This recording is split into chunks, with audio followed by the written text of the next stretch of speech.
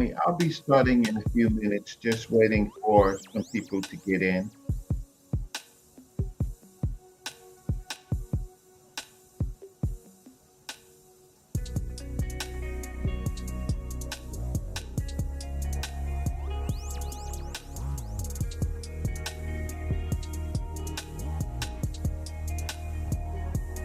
Born Dog, peace to you. Thanks for joining. My brother Born Dog never lets me down.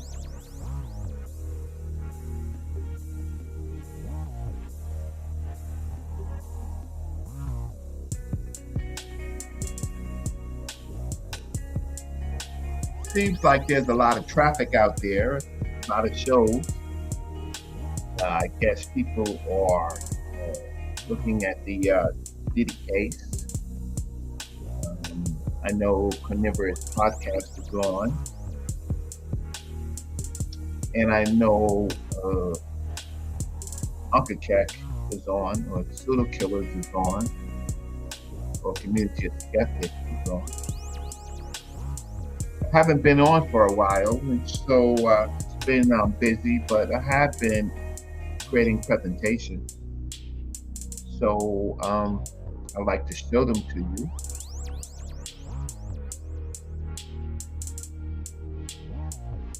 For anybody joining or watching that's new, the majority of my content is about ancient Africa, Nile Valley, but I also do reparations, and I do contemporary news and events. So I have a mixture, but the majority of my content is on Nile Valley culture in Africa, African politics, and Africanism, reparations, things about the people of Africa. My presentations are always scholarly. If I'm not sharing someone else's presentation, my presentation is usually filled with citations so that you could study on your own. You can enhance my presentation. You can learn, and you can find information that's not readily available, research topics. And so I appreciate you joining, and as you come in, please like and subscribe the video. Okay. Well, tonight's presentation is Dr. Mario Beatty's presentation that he recently gave at the International Association for the Study of Classical African Civilization Conference. And he gave his scholarly academic perspective, new thinking questions on the Questal Incense Burner. Now, the Association for the Study of Classical African Civilization I've been a part of since 1985. And its work is around classical African civilizations, primarily ancient, well, it's called ancient Egypt and Nubia, from pre-dynastic all through the dynastic period. And I have been part of the organization since, I guess, 1980, roughly 85, one way or another. And so they recently had their international conference, and there are a couple of presentations that I'll show.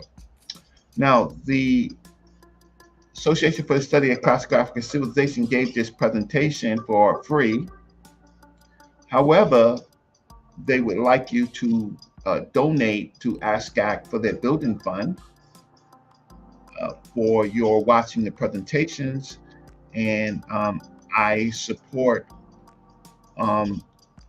that ASCAC needs a building, it needs a research center, and so I left the QR code and where you could um, donate to ASCAC if you go onto their webpage, ascac.org/donate. So without further ado, I'm going to let ASCAC talk a little bit about their building fund, and then we'll go into Dr. Beatty's presentation.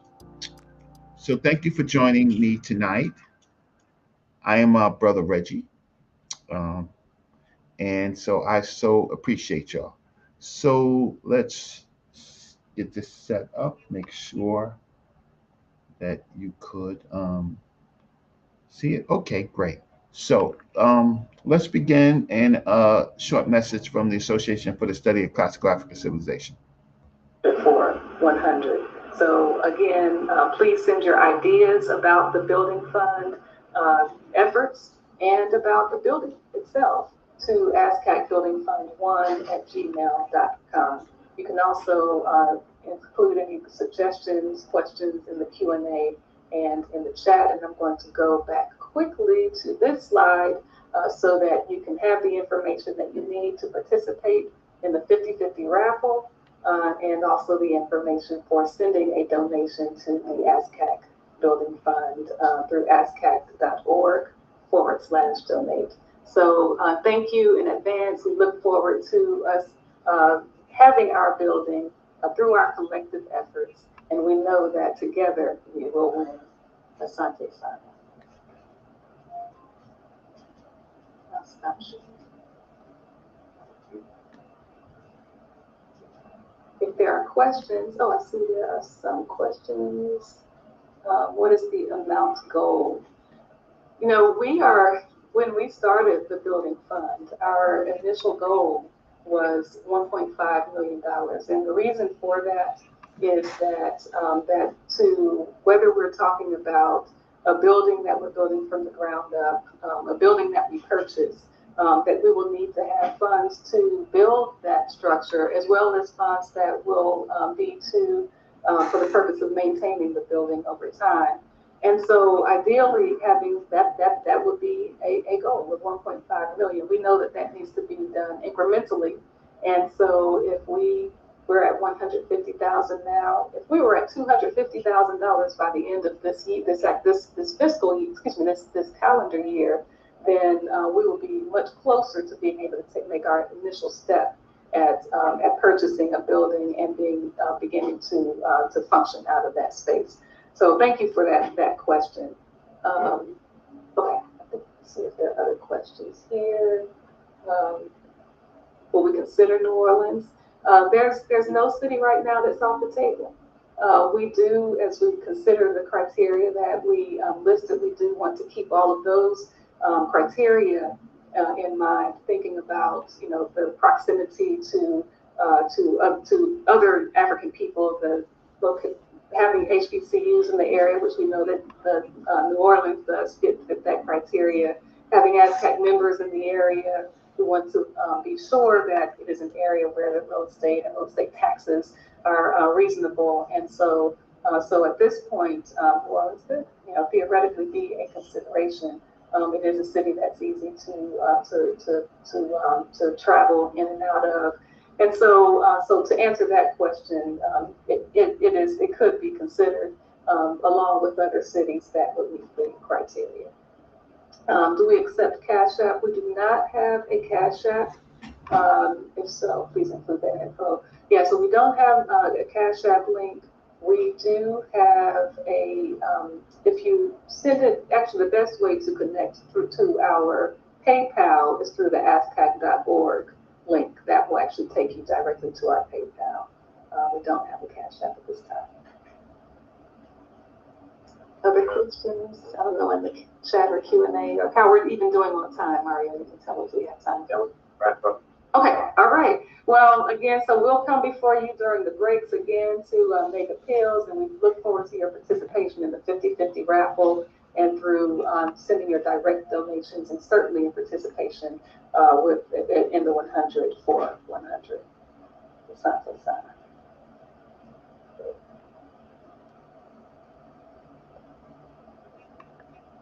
All right, thank you very much, Sister Reva. Once again, my name is Beatty, president of ASCAC, and this is going to be my presentation for the conference. I want to get right into it, so I don't want to be too behind in terms of time.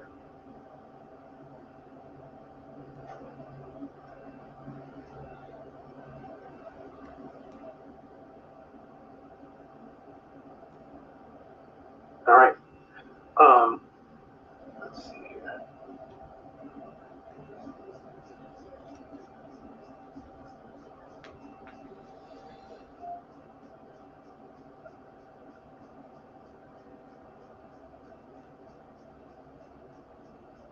All right, Reba, can everyone see this? Yes. Okay. All right. So the title of this presentation is a new look at the Nubian Questal Incense Burner. And as you can see here on the screen, this is an image of that Questal Incense Burner that's in the Oriental Institute at the University of Chicago. And this is a very famous object in many ways. And this find was made in the early 60s in Questal, that is actually just south and on the east bank, just below Abu Simbel and just above the Second Cataract. So this is a very important place where a number of tombs were excavated. And this particular find was made in a tomb that was labeled L24 by primarily a scholar from the University of Chicago named Keith Seal, who wrote a preliminary report. But the major excavation report on this find, of course, is linked to Bruce Williams. And here you have both of them here. Bruce Williams on the top and Keith Seal on the bottom here. It is very clear from my examination of this object is that if this report would have been written by Keith Seal, it would have read much different than Bruce Williams. Their reports, the preliminary report by Keith Seal, is much different in terms of the connections that are attempting to be made. And one of the major connections, of course, is that Bruce Williams, from start to finish, Bruce Williams has been pretty consistent in terms of the examination of this incense burner within the context, within an African context. And other scholars like Keith Seal were attempting to look for connections outside Mesopotamia, certain critical aspects of the object, trying to put it more so in this kind of broad context of the Near East, which is kind of, the default view. But Bruce Williams really was not a proponent of that, and you can see that throughout the whole corpus of his work. What precipitated this presentation was me looking at this object for a discussion that I gave on the Nubian platform. And I was actually talking about baboons and Jehudi, and why was a baboon showing in the book of Coming Forth by Day in the weighing of the art scene. Bariki has shown us that scene. But, you can see, Jehudi in the form of a baboon. But why a baboon? I'm not going to go into that discussion today. But I was going through my Rolodex, and I said, the incense burner, I remember a baboon there in that image. And so I went to check because I wanted to try to understand what was the earliest attestations of baboons, that we can see on objects in the Nile Valley. And so I recall, seeing that, and I went back to it, and I realized that Bruce Williams did not label it as a baboon. He did not call this image in this third boat here a baboon. And I said, that's interesting, because my first impression of this animal was that it was a baboon. And so Bruce Williams referred to this animal as a feline, but I'll get into some of the debate in a minute over that, the historical debate on this. But this is what precipitated this presentation, but it has gone much farther than that in my examination. And it has really resulted in a new look at this incense burner itself. And I'll get to that in a minute. But what you can see here, this is taken from online. It's an image that's easily accessible, but it kind of in the main provides you with a snapshot of Bruce Williams in terms of labeling the major images. I won't go into detail into all of the images, although I could, but I just want to focus on some major aspects today. But to the right, so you kind of see three boats. In the first boat, you see what Bruce Williams is calling a feline. And just to the left of that, you'll see a standard, like this elevated pole. And on top of that standard, Bruce Williams says, I agree, it's probably Falcon. Heru, of course, Falcon, on top of that standard. In the second boat, you see a ruler with a flail, wearing reconstruction, Bruce Williams reconstruction, wearing the hijab, the white crown, commonly linked to Upper Kemet. And you see in the center frieze here, another falcon that is perched on top of what we know of as a syrinx. Protruding outward is what is commonly referred to as a rosette. I will just state here at the outset that if we're using that language, we should say Nile Valley rosette. We should be clear on this. We should always use Nile Valley rosette as a modifier, because it is quite clear from this environment. Bruce Williams, there are different theories on what this kind of plant environment is. Bruce Williams has suggested, rosette, but he has suggested that maybe these could be palm fronds. Other scholars have said that, well, maybe they could be reeds or kind of papyrus plants. All of those are good theories. Myself, I would also suggest the possibility of this particular plant environment being a flowering sedge. And so we know that the concept of ruler in Kemet Nesut is one belonging to the Sut plant. And so this could be a type of sedge plant also that is protruding out, that is intimately linked to the idea of the ruler. That has not been said before, suggested before. But what should not be suggested in terms of this plant is any type of diffusion from Mesopotamia into Kemet.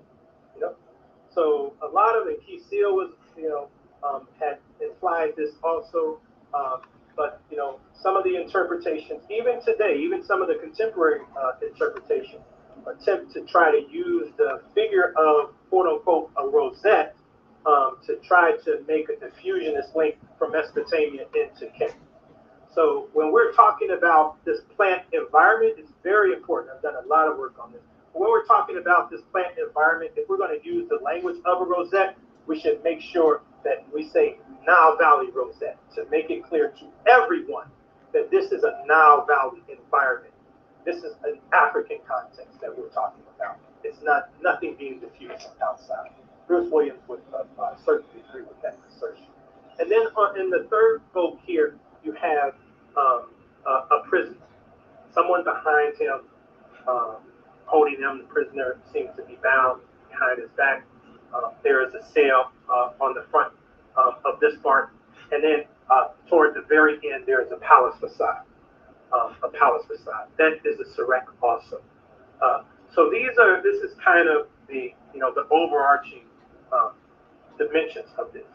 I want to start by providing you all with what is new about my presentation before I kind of backtrack and go old and then get to my new. Okay, so I want to state this at the top. What is new about my look in terms of the Questal Incense Burner is a set of questions that I'm asking that have not been asked before in terms of this object, this incense burner.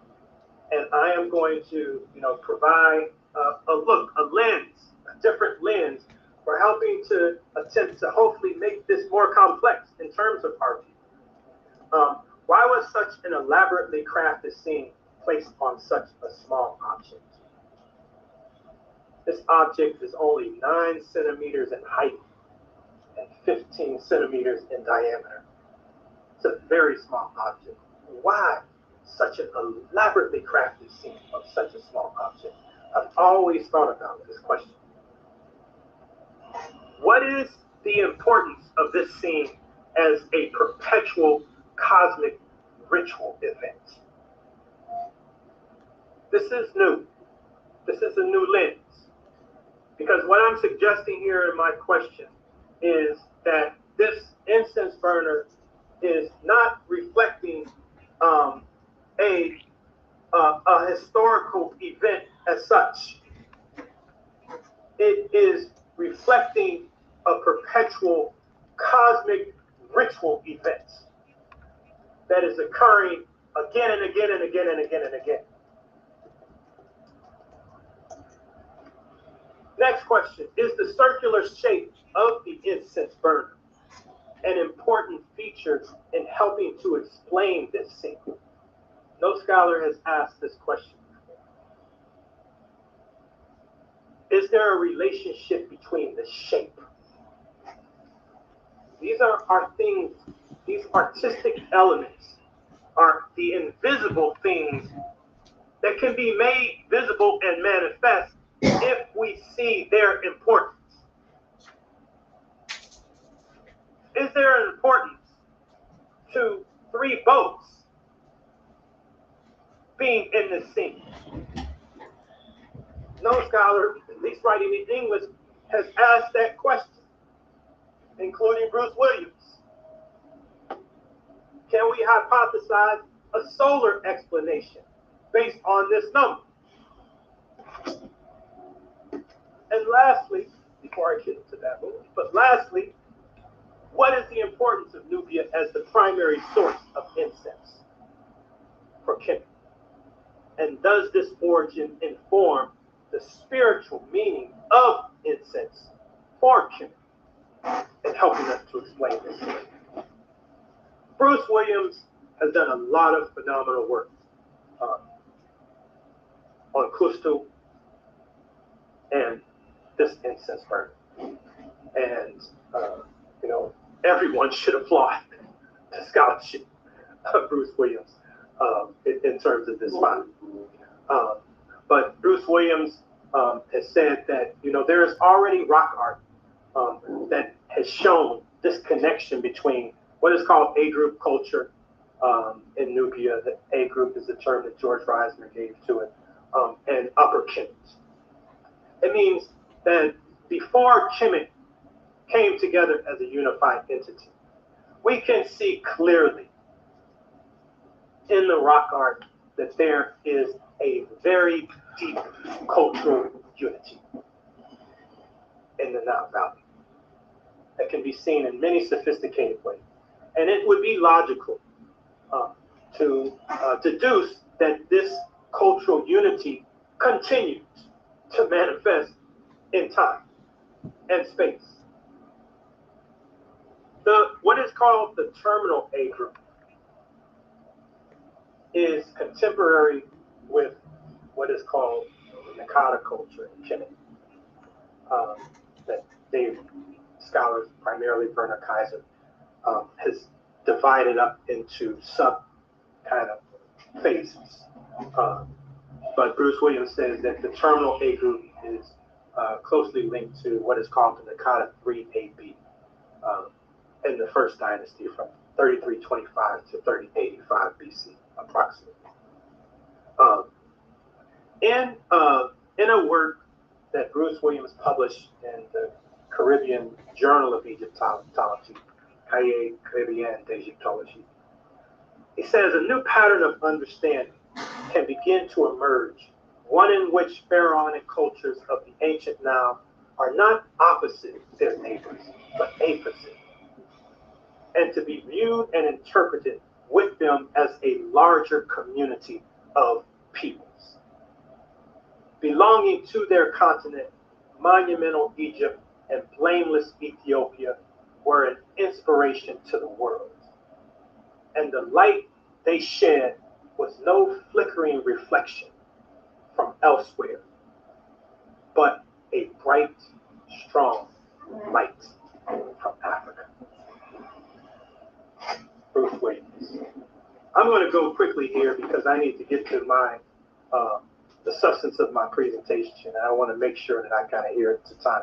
There are some other scholars that I wanted to cite in terms of the historical importance of the A group that are very prominent right now. Maria Gatto is one, but Bruce Williams also, I want to feature him here. So Maria Gatto is just kind of for historical background and importance. But Bruce Williams says, this is in his excavation report that was published in 1986 on this particular find. This is the formal excavation report on Questal.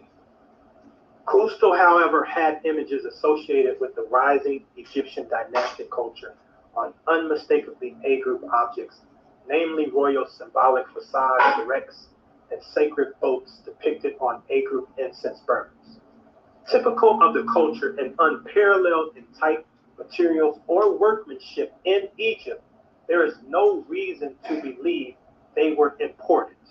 So they must represent Nubian participation in dynastic culture in its most complex developments. This is a very important point that Bruce Williams makes, because some scholars would say, oh, well, maybe this is a diffusion. Maybe this is this incense burner represents a diffusion from Upper Kemet to Nubia, to Questal. And maybe it's not really theirs, even though we found it in a tomb in Nubia. And so this is a very important point that Bruce Williams is attempting to make, to provide us with the sense of the uniqueness, meaning that there is part that is shared in terms of this symbolic culture, and then there's another part that is unique to Nubia or Tasset. And absolutely, one major unique part is the concept of incense in and of itself. And absolutely, Kemet felt that way about this. So there are many unique features that maintain here. But in terms of the overall view of the scene, Bruce Williams says This scene is to be read as a composition that consists of a row of groups whose respective elements are not arranged in a line or row. Each group has a central figure or motif, a focus with attributes arranged around it. So his view is kind of to kind of separate it out into separate groups here. There is a different view. I'm going to say more about this scholar. There is a different view by a scholar named Carl de Vries, who wrote an article actually in a publication, studies in honor of George Hughes in 1976 on this incense burner. I'll come to his interpretation of the baboon in a minute. But he says, this appears to me that the reliefs represent one continuous scene rather than several separate panels.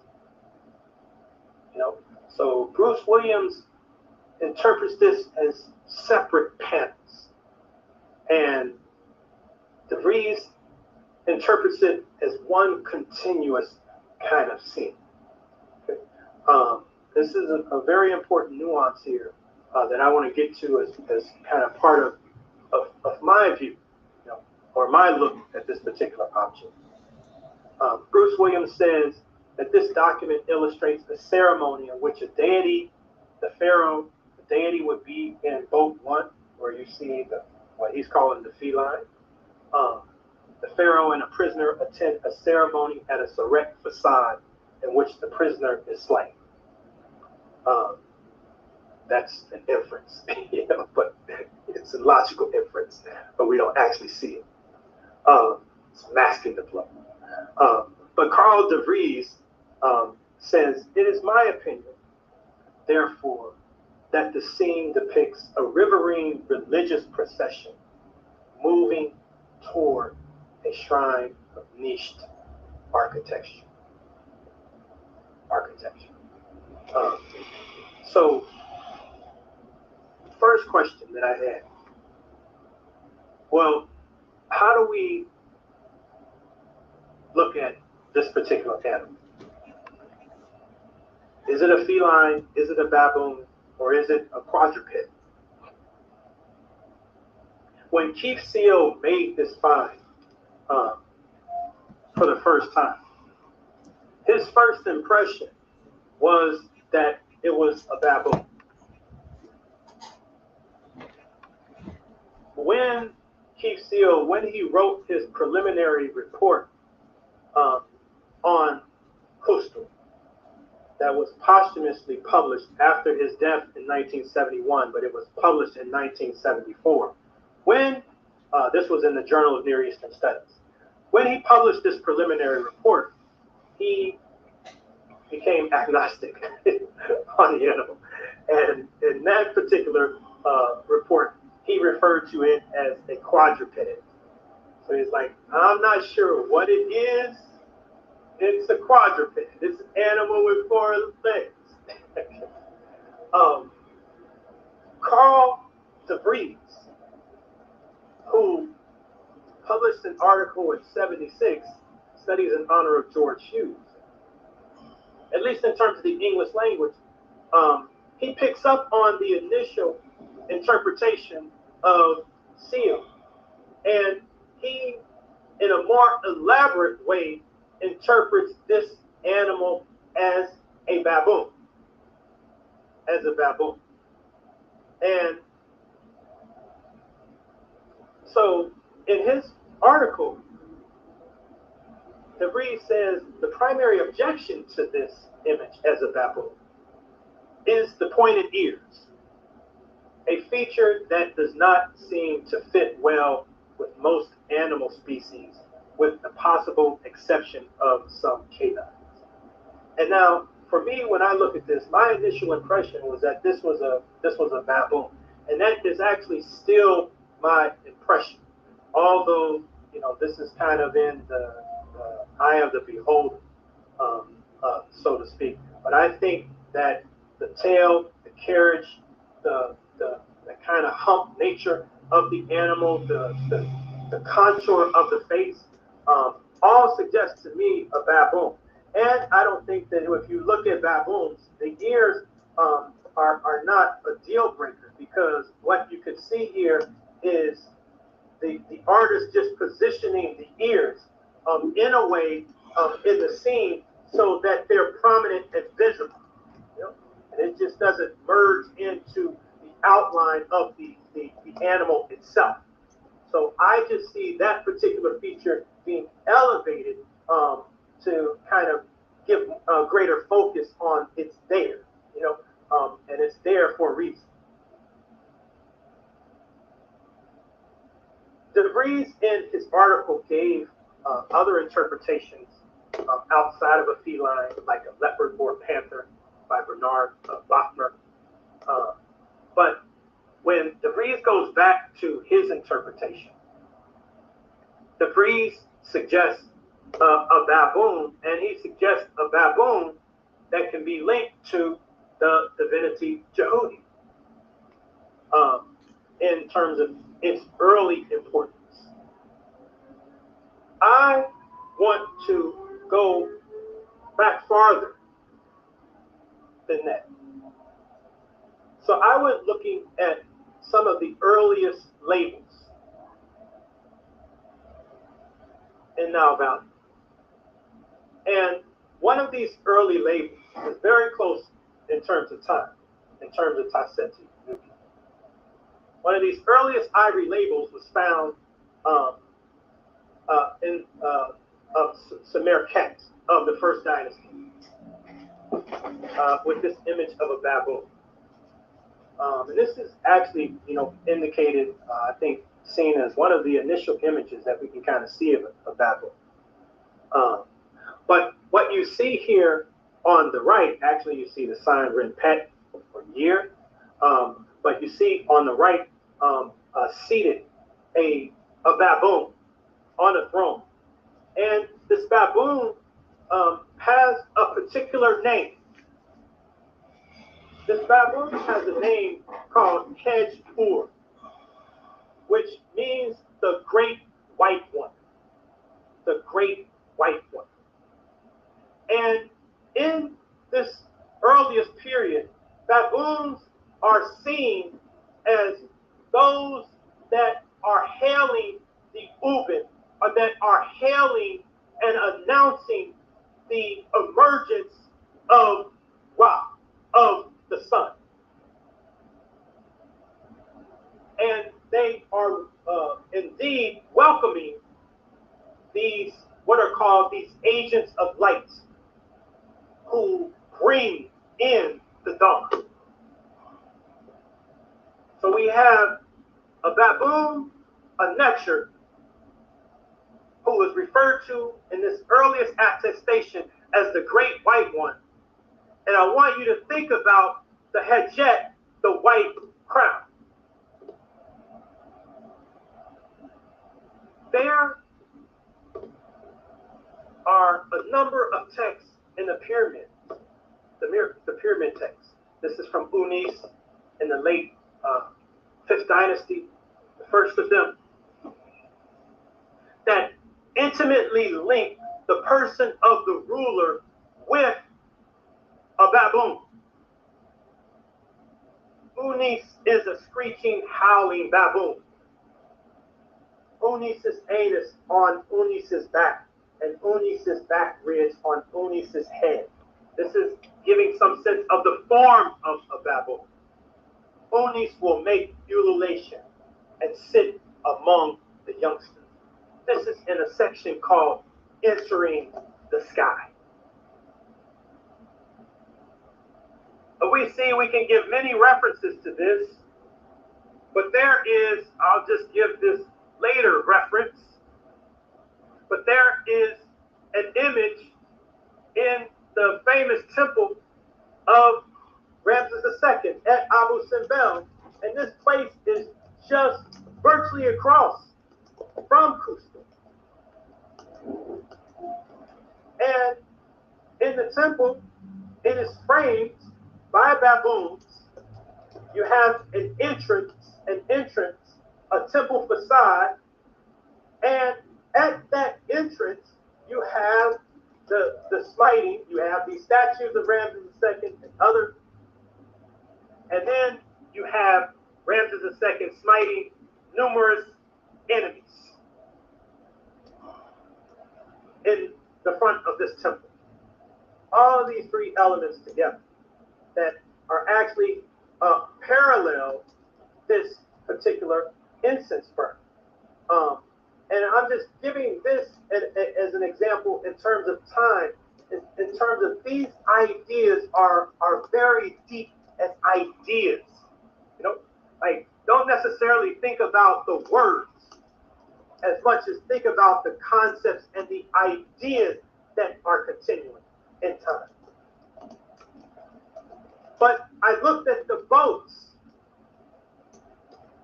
and what I wanted to see, I wanted to look at the boats that have breathed. And I saw these boats.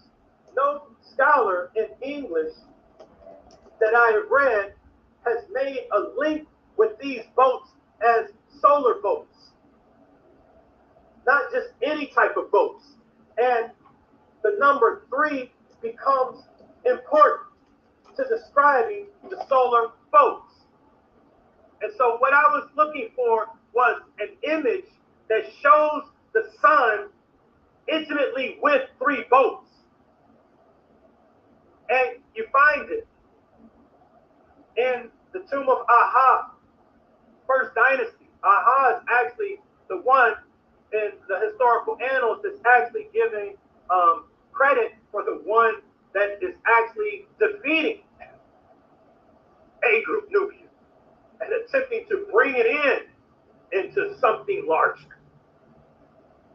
But this is a wooden label from his tomb. And what you can see here in the kind of third section, that's what I want to draw your attention to, is these 3 boats with these 2 images of the sun. And you can see clearly what is being illuminated here is this concept of a cycle. And so what I think is happening, what we are seeing in the Questal Incense Burner is the Nubians have the same idea of the solar cycle, but they have made the solar cycle into the circle of the incense burner itself. You know, they have imposed the idea on the shape of the incense burner. And why 3? My brother Yokoreke just gave a beautiful presentation. I didn't know that we were going to have the same idea. But why 3? Khepri, Ra, and Atum. The sun rising in the morning, the sun at its peak as Ra, and the sun descending in the west. The perpetual circular motion of the sun, captured by the image of 3 boats. And all of these 3 boats are going around and around. And what you see here, what I didn't say at the beginning, is that in the first boat, you see a person on the side with their hand in praise of the nectar. I think it's a baboon in the boat. And by the side, it's like they're spearing a fish. And then we have, at the end, a prisoner being bound. This is a way, this is part of a concept of like maintaining order, maintaining ma'at, and fighting enemies. This is absolutely what I think is being captured here. But the last thing that I want to draw your attention to is the concept. Like, no scholar has asked about incense. You know, like Bruce Williams calls it an incense burner, but there's no exploration about the importance of incense itself. You know, there's no exploration in any of the documentation on the concepts, the meanings, teasing this out. Well, why? What is an incense burner? Why is it being used in this very elaborate way? Why is a scene, such a small, important scene, used as an incense burner? What's the importance of that? And signature, the common word for incense, is meta-nature. Literally means, it's a causative. It literally means like to cause nature. It is the substance of a plant, but it is the substance that is helping to facilitate the communication between realms, between dimensions in the cosmos, between these invisible and visible realms. It's not just blowing smoke. It has a very deep spiritual meaning. And this is why the burning of incense is so important, it's such an important part of rituals in temples, in these sacred spaces. But this is found elaborately in the pyramid text. But when we see it in the pyramid text, we see the incense itself being highlighted as being linked to Taseti.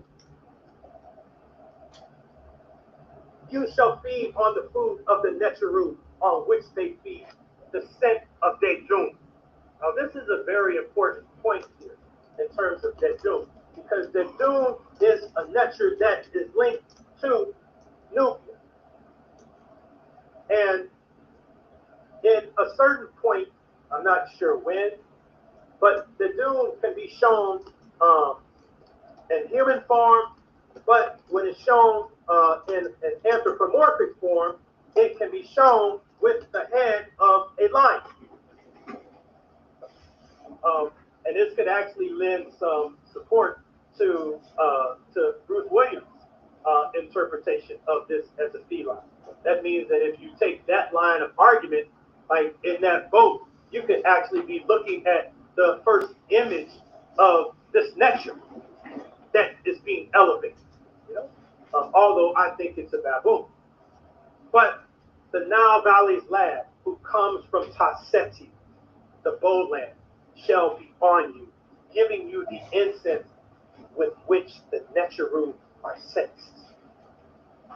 In a section called Sending the Spirit to the West. In the pyramid text of Pepi I, receive this clean water that comes from Elephantine. Your water is from Elephantine. Your cleansing natron from Iru. Your natron salt from the Oxyrhynchite Gnome. Your incense from Taseti, the bowland. In a section called Supplying the Spirit for the Journey. Pepi I again. The sun will call for you from the skies is king, and you shall ascend to the nature. Horus will fraternize it. I haven't talked about Horus much. I probably need to say some more. The scent of Dejun, the Nile Valley's lad, will be on you, giving you his clean incense that he senses for the Necharu, in a scene called Ascending by Ferry and Ladder.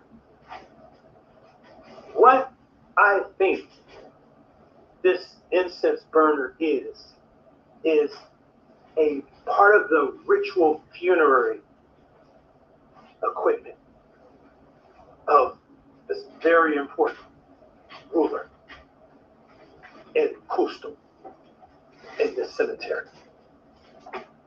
And this elaborate image on this small incense burner, it is an image that is a circular cycle image that is perpetuating Ma'at, easily defeating enemies, but the use of incense itself is that in the transition to the next life, in the ascent to the next life, in, as it said here in the later pyramid text, in the process of ascending to the nature,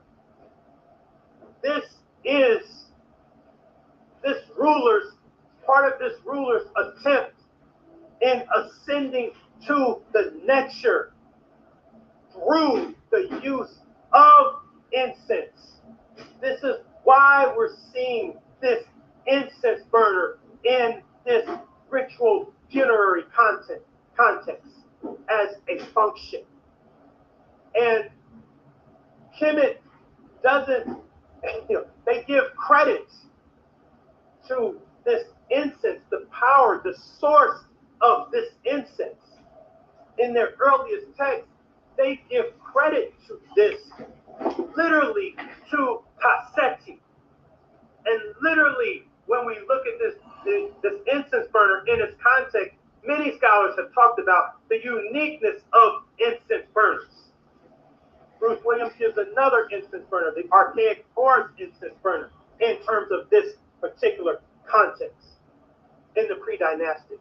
So this is not an object that is found a lot, if at all, in terms of Kemet proper at this early time that we see it in A group. So although there is a shared kind of cultural unity in terms of the pharaonic paraphernalia, there is enough uniqueness here that asserts that this in every way is being manufactured and produced by these Africans virtually at the Second Cataract. And so there's a lot more to say. So in the final analysis, this incense burner, we have to look at these objects again and again through African eyes. And although Bruce Williams did a heck of a job in terms of his work, pioneering job in terms of his interpretation, for sure. But there is a lot more to be said about these objects if we are able to listen to the ancestors, to immerse ourselves in the natural context of these African environments, and to apply those sensibilities in our frameworks and interpretations, that I think is going to get us closer to unraveling and deciphering the power of these ideas that our ancestors left us. And acknowledge you towards the end of the conference for having participated in the 100 for 100. So again, please send your ideas about the building fund efforts and about the building itself to ascacbuildingfund1@gmail.com. You can also include any suggestions, questions in the Q&A and in the chat. And I'm going to go back quickly to this slide so that you can have the information that you need to participate in the 50/50 raffle, and also the information for sending a donation to the ASCAC Building Fund through ascac.org/donate. So thank you. Just 1 minute. I'm going to turn on my camera. Give me a second. Okay, great. Hello, everybody. Thanks for watching. I'm just going to turn on. The mic is muted. Enable camera. Great. Don't know what's going on with my camera. Give me a second. Great. Stop sharing. Great. Okay.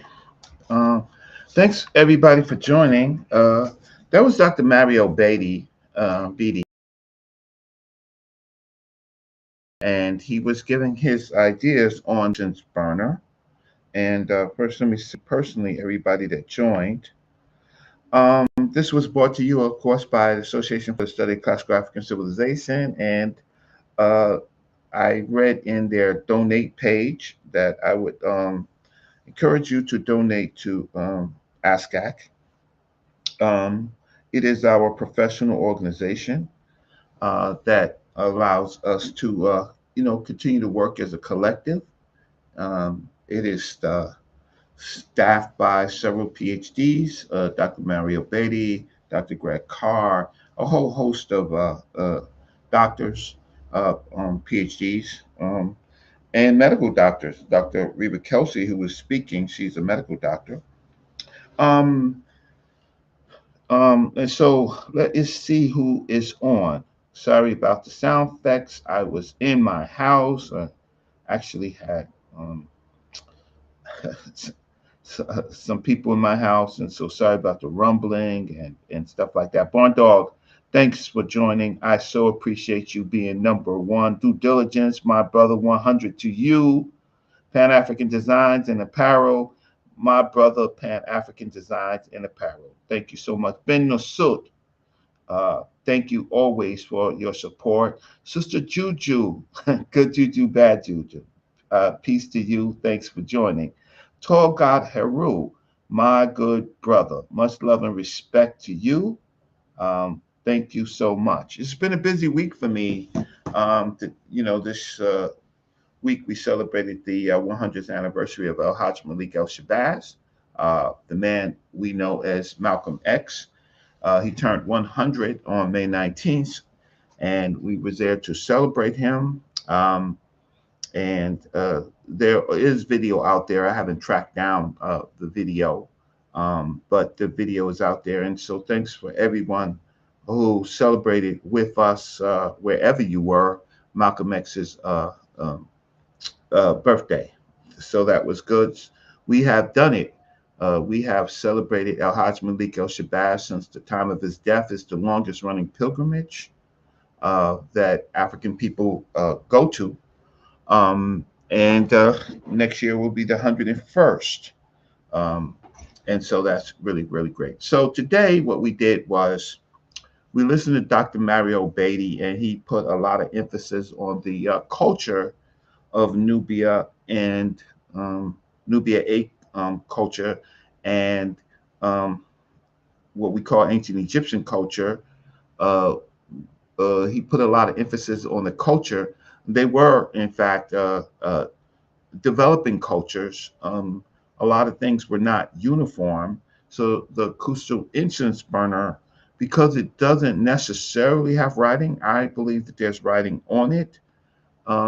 We what we have is a ceremonial incense burner. And he talked about the questions around incense in Nubia A.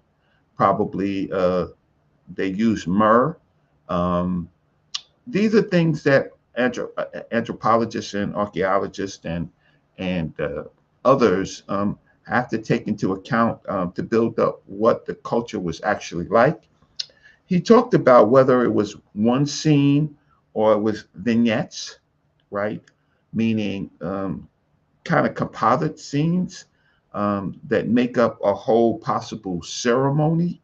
And he talked about the different takes that scholars have. So he's more of a Bruce Williams proponent. He talked about in that others have tried to build up what Nile Valley was as if it was the Fertile Crescent, right?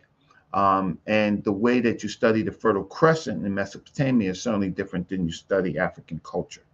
So he made those particular points. I am going to now what I am going to do in another presentation. Let me just move this down. Is that Dr. Beatty talked a lot about whether it was a baboon or it was a feline. I in my thinking, know that these groups of people had totems. The Nakata groups of people, they seem to put more emphasis, uh, begin to put more emphasis on the bull culture. The Nubian A culture, it seemed that they put more emphasis uh, continuously on lions. So you have something called a Petamek, and he is their deity. Um, he becomes their deity. And so it seems to me possibly that the Nubian culture was a lion culture, and the early Nakata that moved Nakata 3, 2, and 1, 1, 2, and 3, moved into the Nile Valley culture that can contribute to what we understand as so-called Egyptian culture, or really Tawi culture, and later Kemet or Tameri culture. That culture was primarily Bo culture. That's my thinking.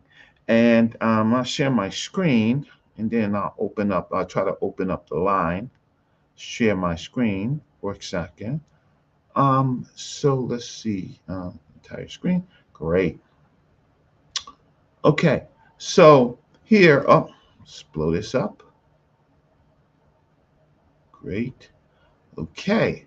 So, my work has been my work and Jedamok's work, Jedamok Hekare work, and Jedamok Hekare, he has been accepted to the ASCAC conference, and he will be delivering his second presentation at the ASCAC conference. That there are these big conferences. There is ASAR, and these are largely the what you call the traditional Egyptologist called conferences, where you would see people like Dr. Karakuni, Jonathan Winterman, Dr. Uh, um, um, let me just I'm sorry, uh, Stuart Tyson Smith, uh, and you would see like those groups of people who, and many, there was probably about 100 presentations in ASAR, and then the other conference is RC, and Jedamok has also been able to have one presentation with the RC, uh, where there are uh, hundreds of scholars there doing presentations on the Nile Valley, the Levant, and et cetera, right? So they have many topics. But getting back to it, Doctor, I'm going to do a bigger presentation on this, but I'll just start here.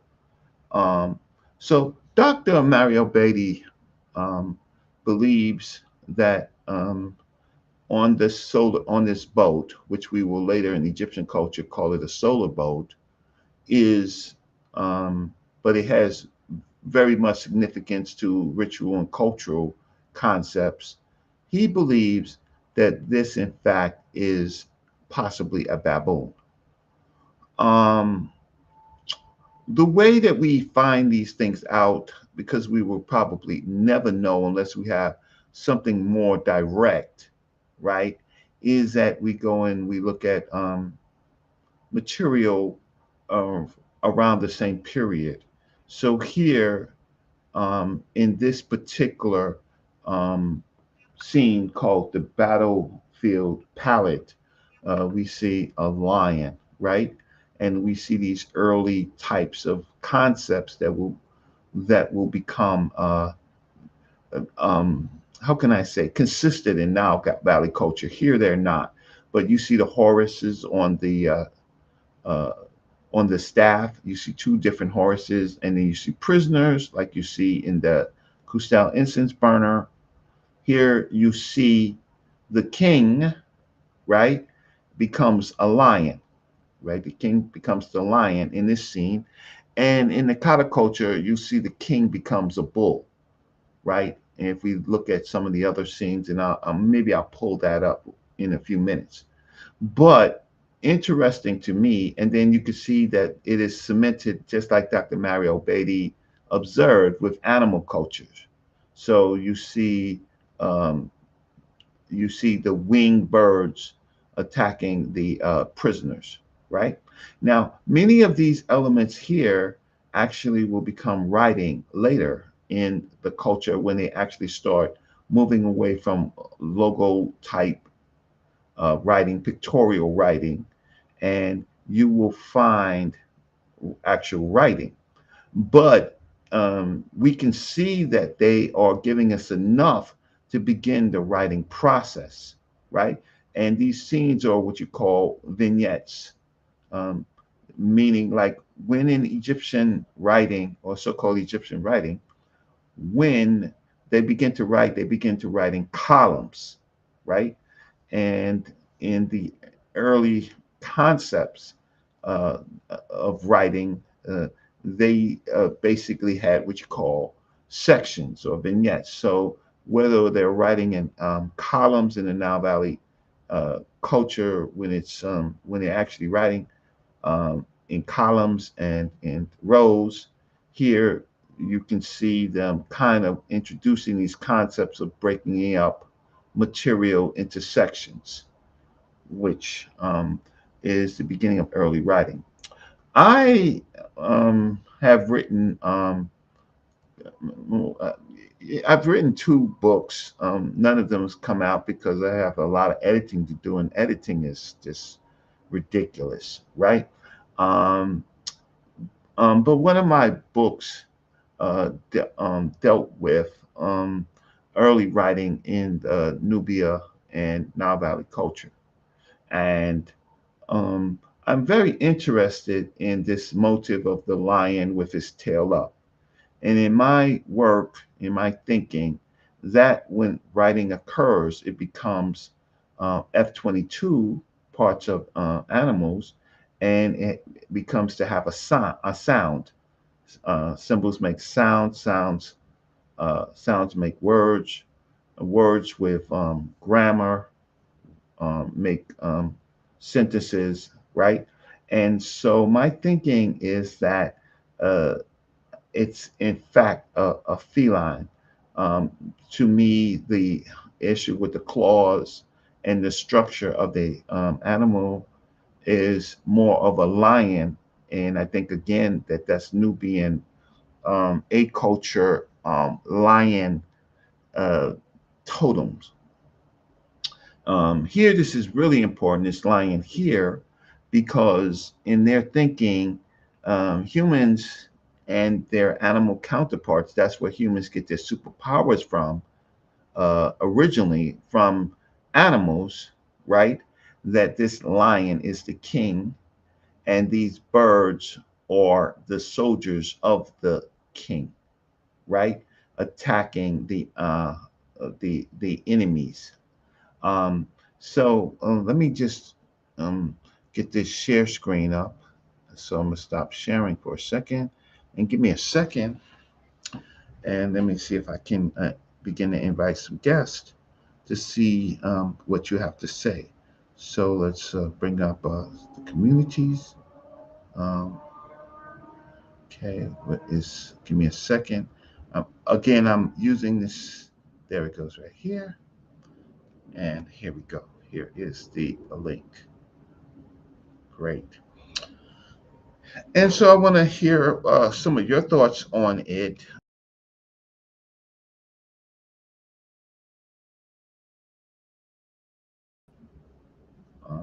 Let's see if I can bring up something else while you come in. Okay, great. But, okay, so let me just Google. Okay, so I'm just gonna generally just bring up rock art, ancient African, let's say North African rock art,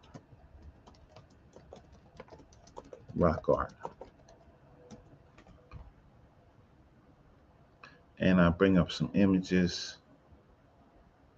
Okay, and we'll just go through some images. So let's bring this up. Okay, great. Okay, okay. So what Dr. Beatty actually was drawn our attention to is this relationship to Africans in the Nile Valley with animal culture. So if we start to look at, let's see, some rock art. So I did put up the stream. Um, we see, we begin to see these images of humans with these other type of attributes in relationship to animals. For example, here we see this close relationship to humans and the natural environment. And these are all over, these are largely rock art pieces, but they're North African and then they're in Southern Africa.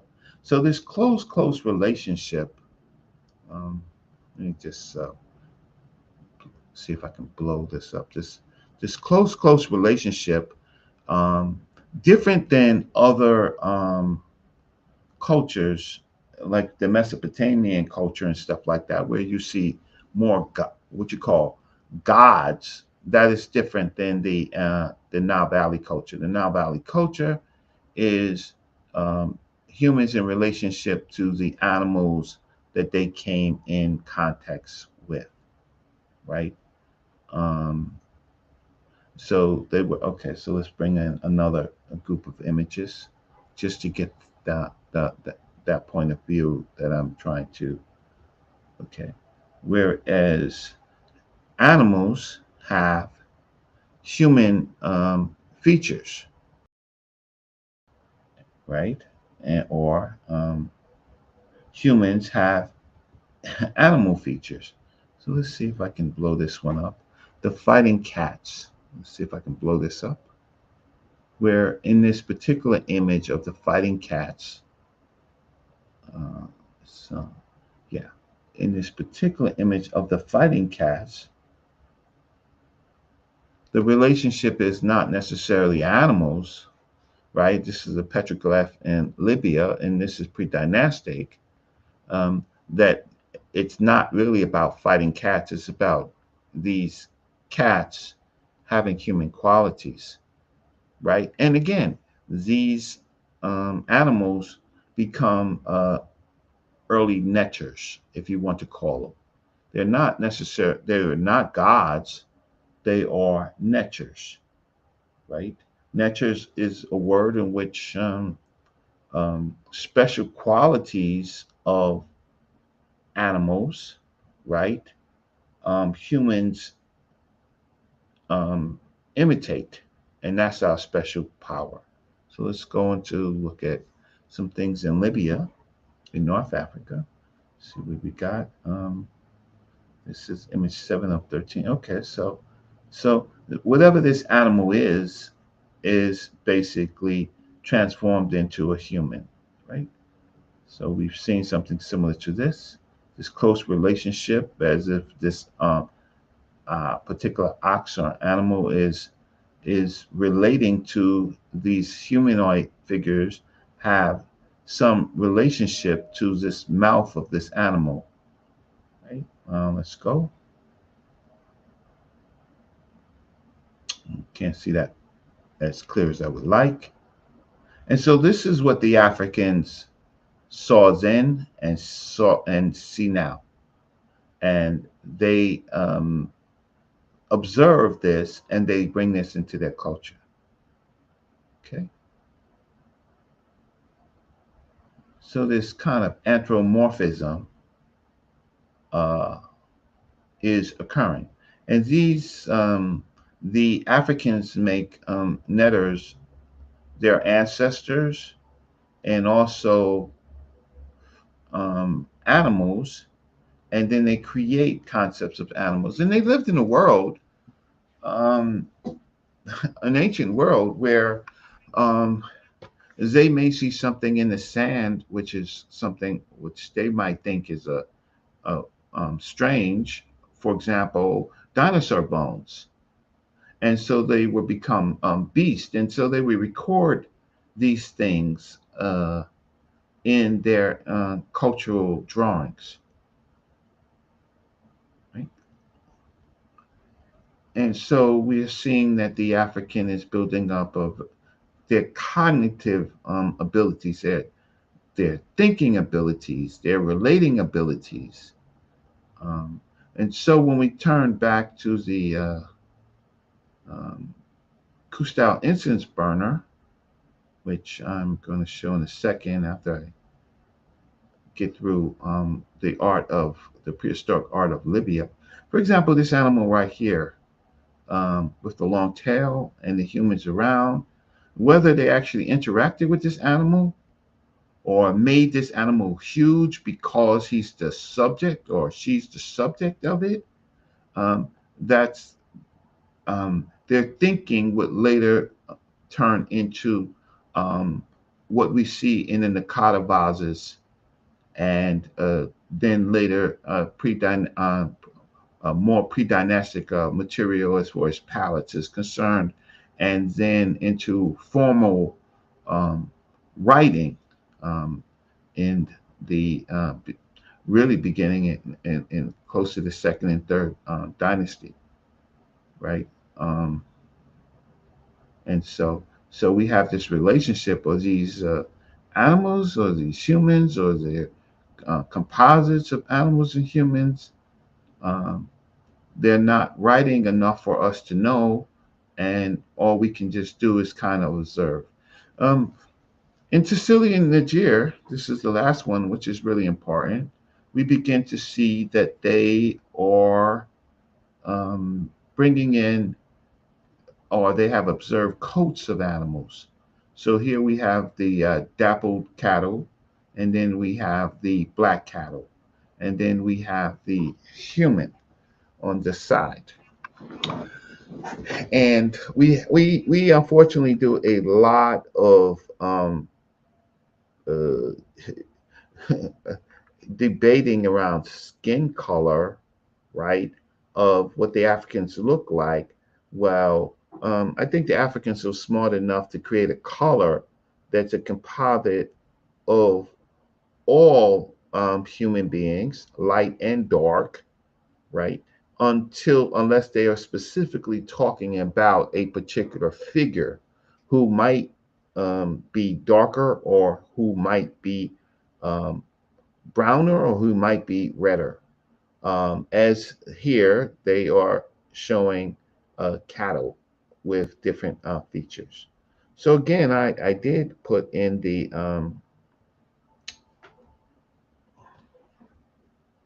link, and if anybody wants to talk. So part of what we do is it's just a way, in fact, that we need to assess the material and then the way in which we need to frame our arguments. So let me see who's talking since no one is logging in. And I meant this one to be short just to get some material out because I haven't done a lot. Yes, Tall God Hero. I was with Dr. Jeffries during May 19th, and I should have recorded him, but I have a ASCAC presentation where I was with him and we were talking during his ASCAC presentation. So I was invited in when Dr. Jeffries and Rosalind Jeffries was talking. My brother Joe, he has a channel, Solomonic TV. Y'all should subscribe to that. And so I'm looking for questions about Dr. Mario Beatty's presentation about the Questal Incense Burner. So let me just bring up the Questal Incense Burner.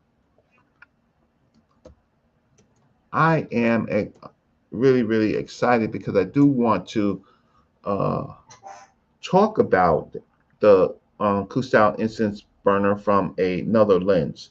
So if it wasn't clear, and that was my fault, um, this isn't what Dr. Mario Beatty was talking about. And let me see, add to the stream. And Joey's part of the stream. Um, can't see you yet. I added you. Can you say What's up? something? Okay, great. Um, so I guess the audience can see you. I can't see you, but I can hear you. So um, here, like I was saying, when the people begin to actually write, um, they will write in columns and rows. And in this time period, they're writing in what I say is vignettes. And so this is a vignette here.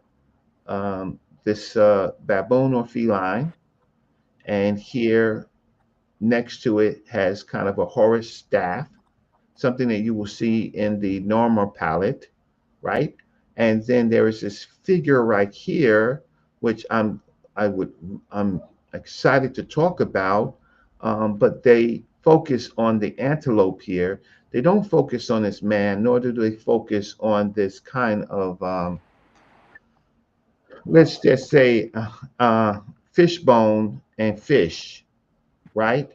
But and then they don't focus on the fact that this man has a third leg, a phallic, and they don't focus on this antelope, which also has a phallic, and then they certainly don't focus on this kind of harpoon thing right here, right? And I'm so excited to talk about this vignette here because I believe that this is early writing. This piece right here tells me exactly who this person is. One in logo analysis, because he has a third leg, and we know of a figure that has a third leg, and this figure right here has a phallic, a projected phallic, and um, I see this as a word, and I see this as a double determinative, a man figure who is not a man because the phallic is so large.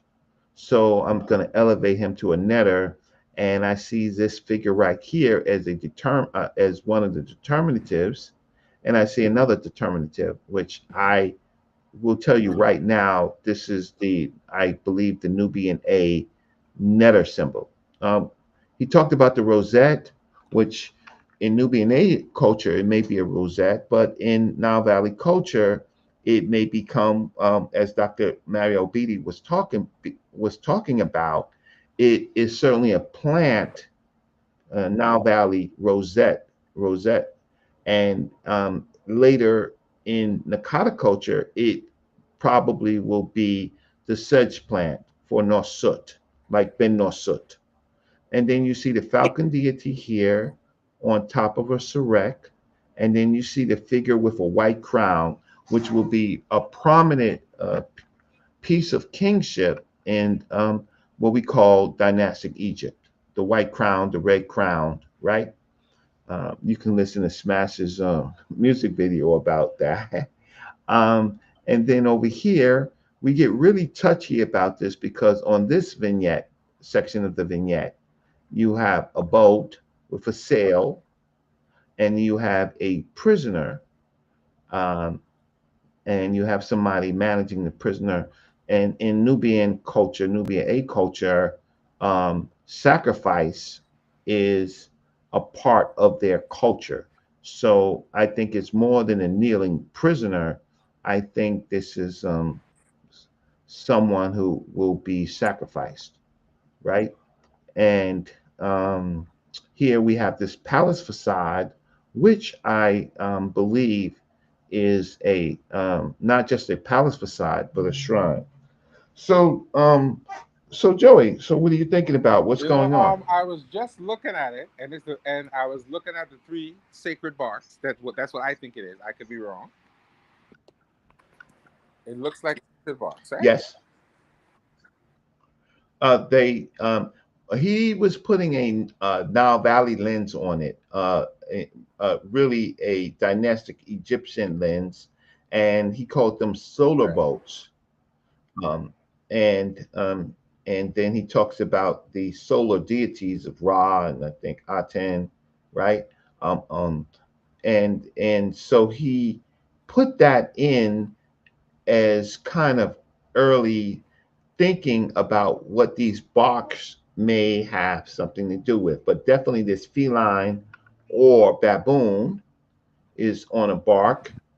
This um, this king or chief with a or white crown is on a bark with the Horus Shrek. And then this third solar boat or boat, and we could say solar boat because these are boats travel. They travel on water, whether they're rivers, they travel on wadis, they travel on lakes. And we know these cultures, certainly in the Sudan and what some parts of what we call Nubia, or is an aquatic culture. And then there is the shrine. So go ahead, I'm Well, listening. off topic. I was just reading the Papyrus of Ani. That's off topic though. Trying to, I actually got a copy with the glyphs on it, and I'm like passing out trying to follow along the glyphs. So I'm Okay. Well, that's certainly in later culture. That's certainly kind of middle 18th dynasty, um, maybe even late 18th dynasty. Anui, the papyrus of Anui. That's what you're talking about, the papyrus of Anui. well, they pronounce it Ani. That AI. Well, if you read the Meta Neter, which you do, if we actually looked up his name, it doesn't how can I say, we would have to look up his name to see if it's Annie or Anui. Maybe we'd do that. Um, but um, Wallace Budge says it's Ani. Yeah. Um, and we would just have to look up the Purdom Heru. Um, It seems like, well, I could see the A vulture, the N, and then the double reed in the in the. okay, so yes, I'm So listening. I Okay. would take that to be ANI. If I'm wrong, you can correct me. We can look it up in a minute. See, uh, Book of the Dead. I'm gonna call it the Book of the Dead. All of us know it's not the Book of the Dead. If I was on my computer, I would share it with you, but I'm on my phone, so I can't share it with you. Okay. And it's all right. I'll go and find it. And okay. Let's see if I can see But the Wallace one I have, Budge. If I can, the one I have is actually Faulkner. is Faulkner, I what? think is a 1994 edition. Faulkner. That Okay. has Um, that has more of the actual primary on it. It has like the pictures of the different plates on it, so you can actually look at it and see the names. okay. So let's just see.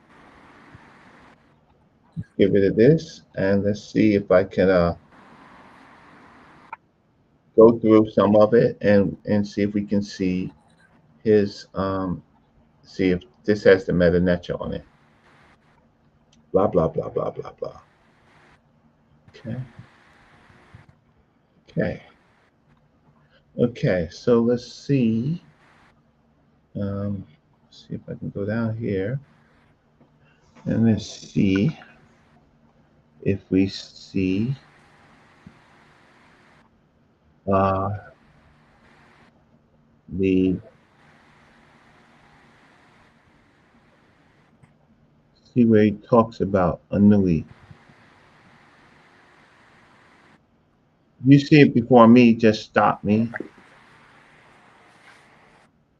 Because you know the sections of the Perta Maro, they really begin with like the observations of like nature and stuff like that. And so let's see if we can find uh, what every African should know about um, the afterlife, and then they talk about Anui. So let's see if we can get to it quickly. But again, Anui is just a person, or Ani is just a person, and he's a person who's deceased. He's a scribe, and he had enough money from his work to I actually see there. have. All right. I see it some. Yeah, No, you no, saw well, it. no, not yet, not yet, not yet, not yet, not yet.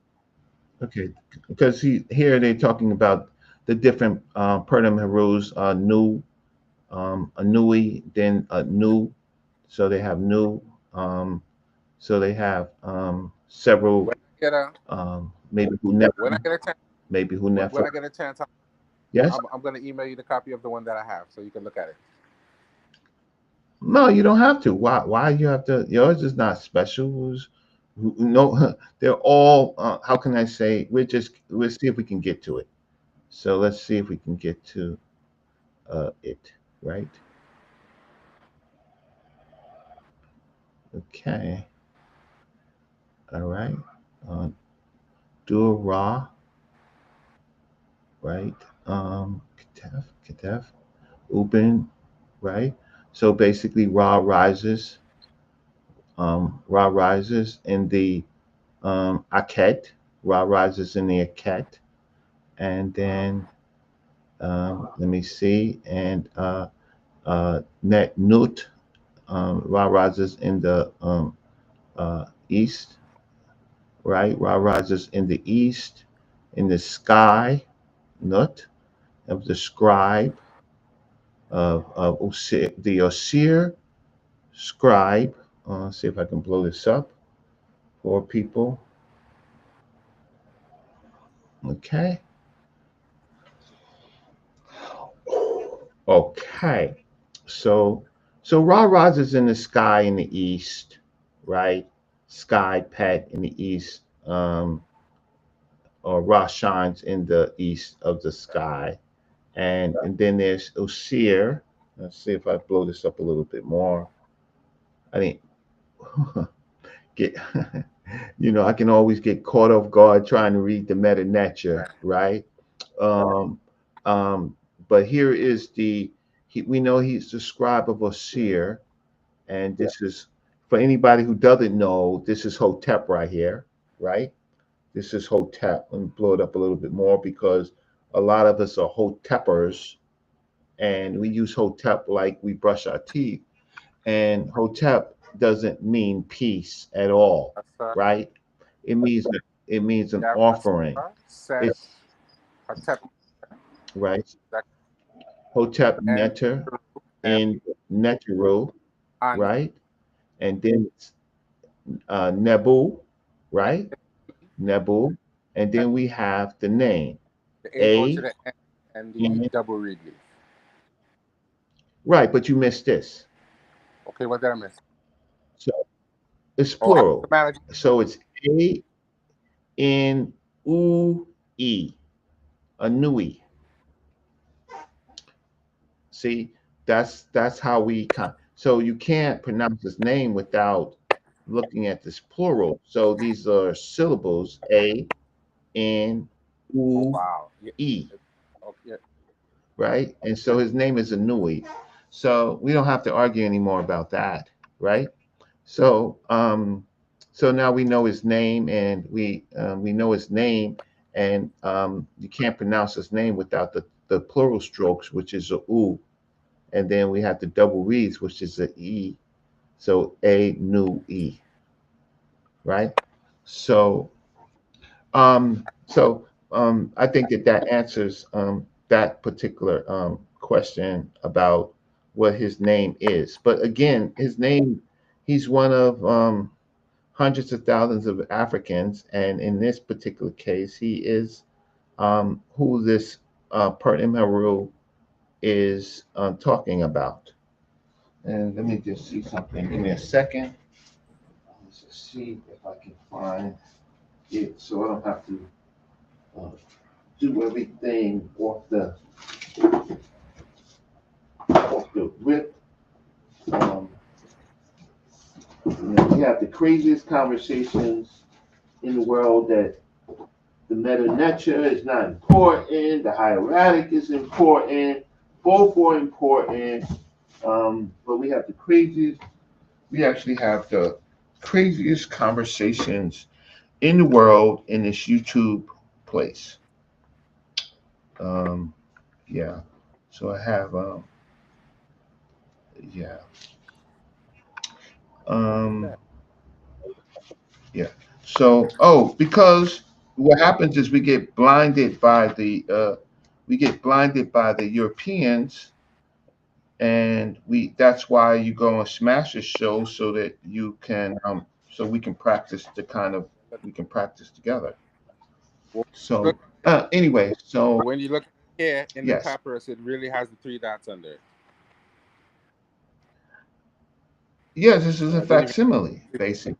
I didn't I even mean, notice that until you pointed it out. I mean, from yeah, okay, so it's over with. It's not it's the conversation is over with, right? So it doesn't, it's just one of those type of things that we don't have to go back and forth about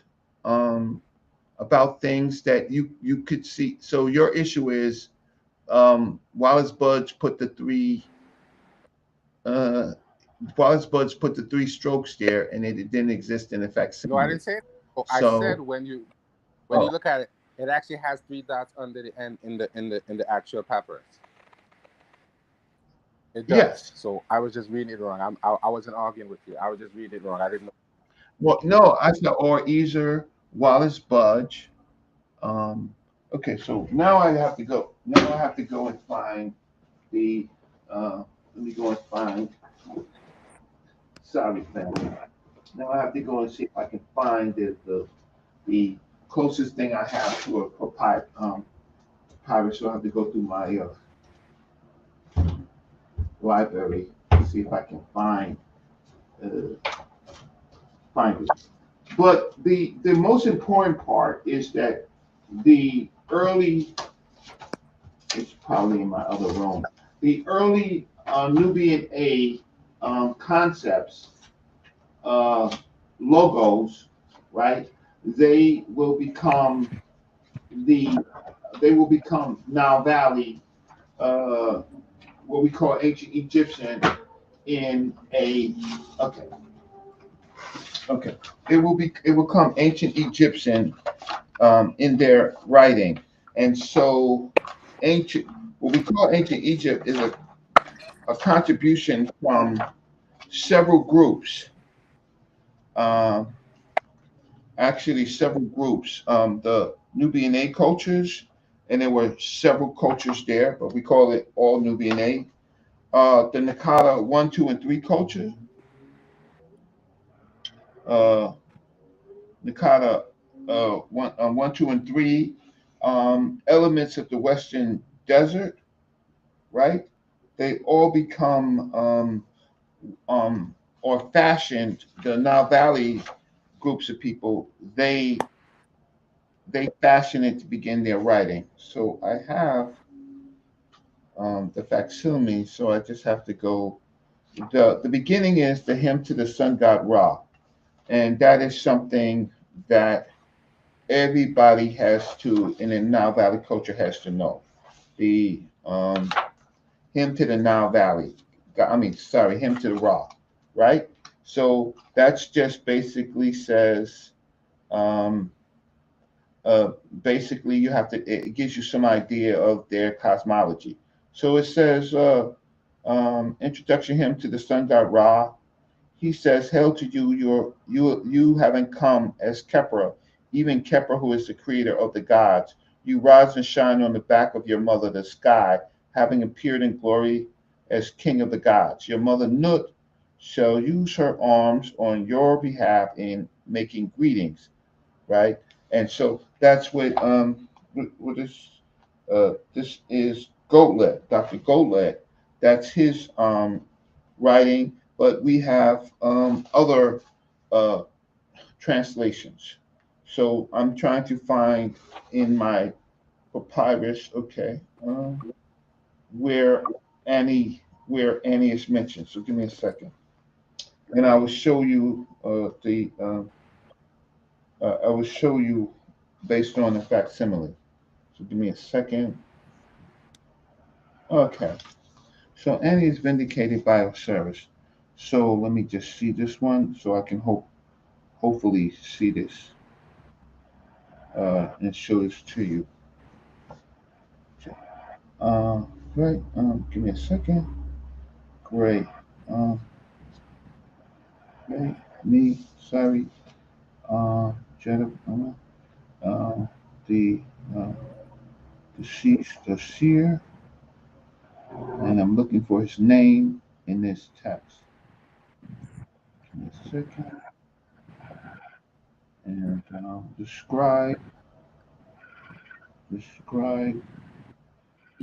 Nui. Okay, great. So now I'm gonna show my camera. Stop sharing, and I'm gonna show you where it looks like. Okay, great.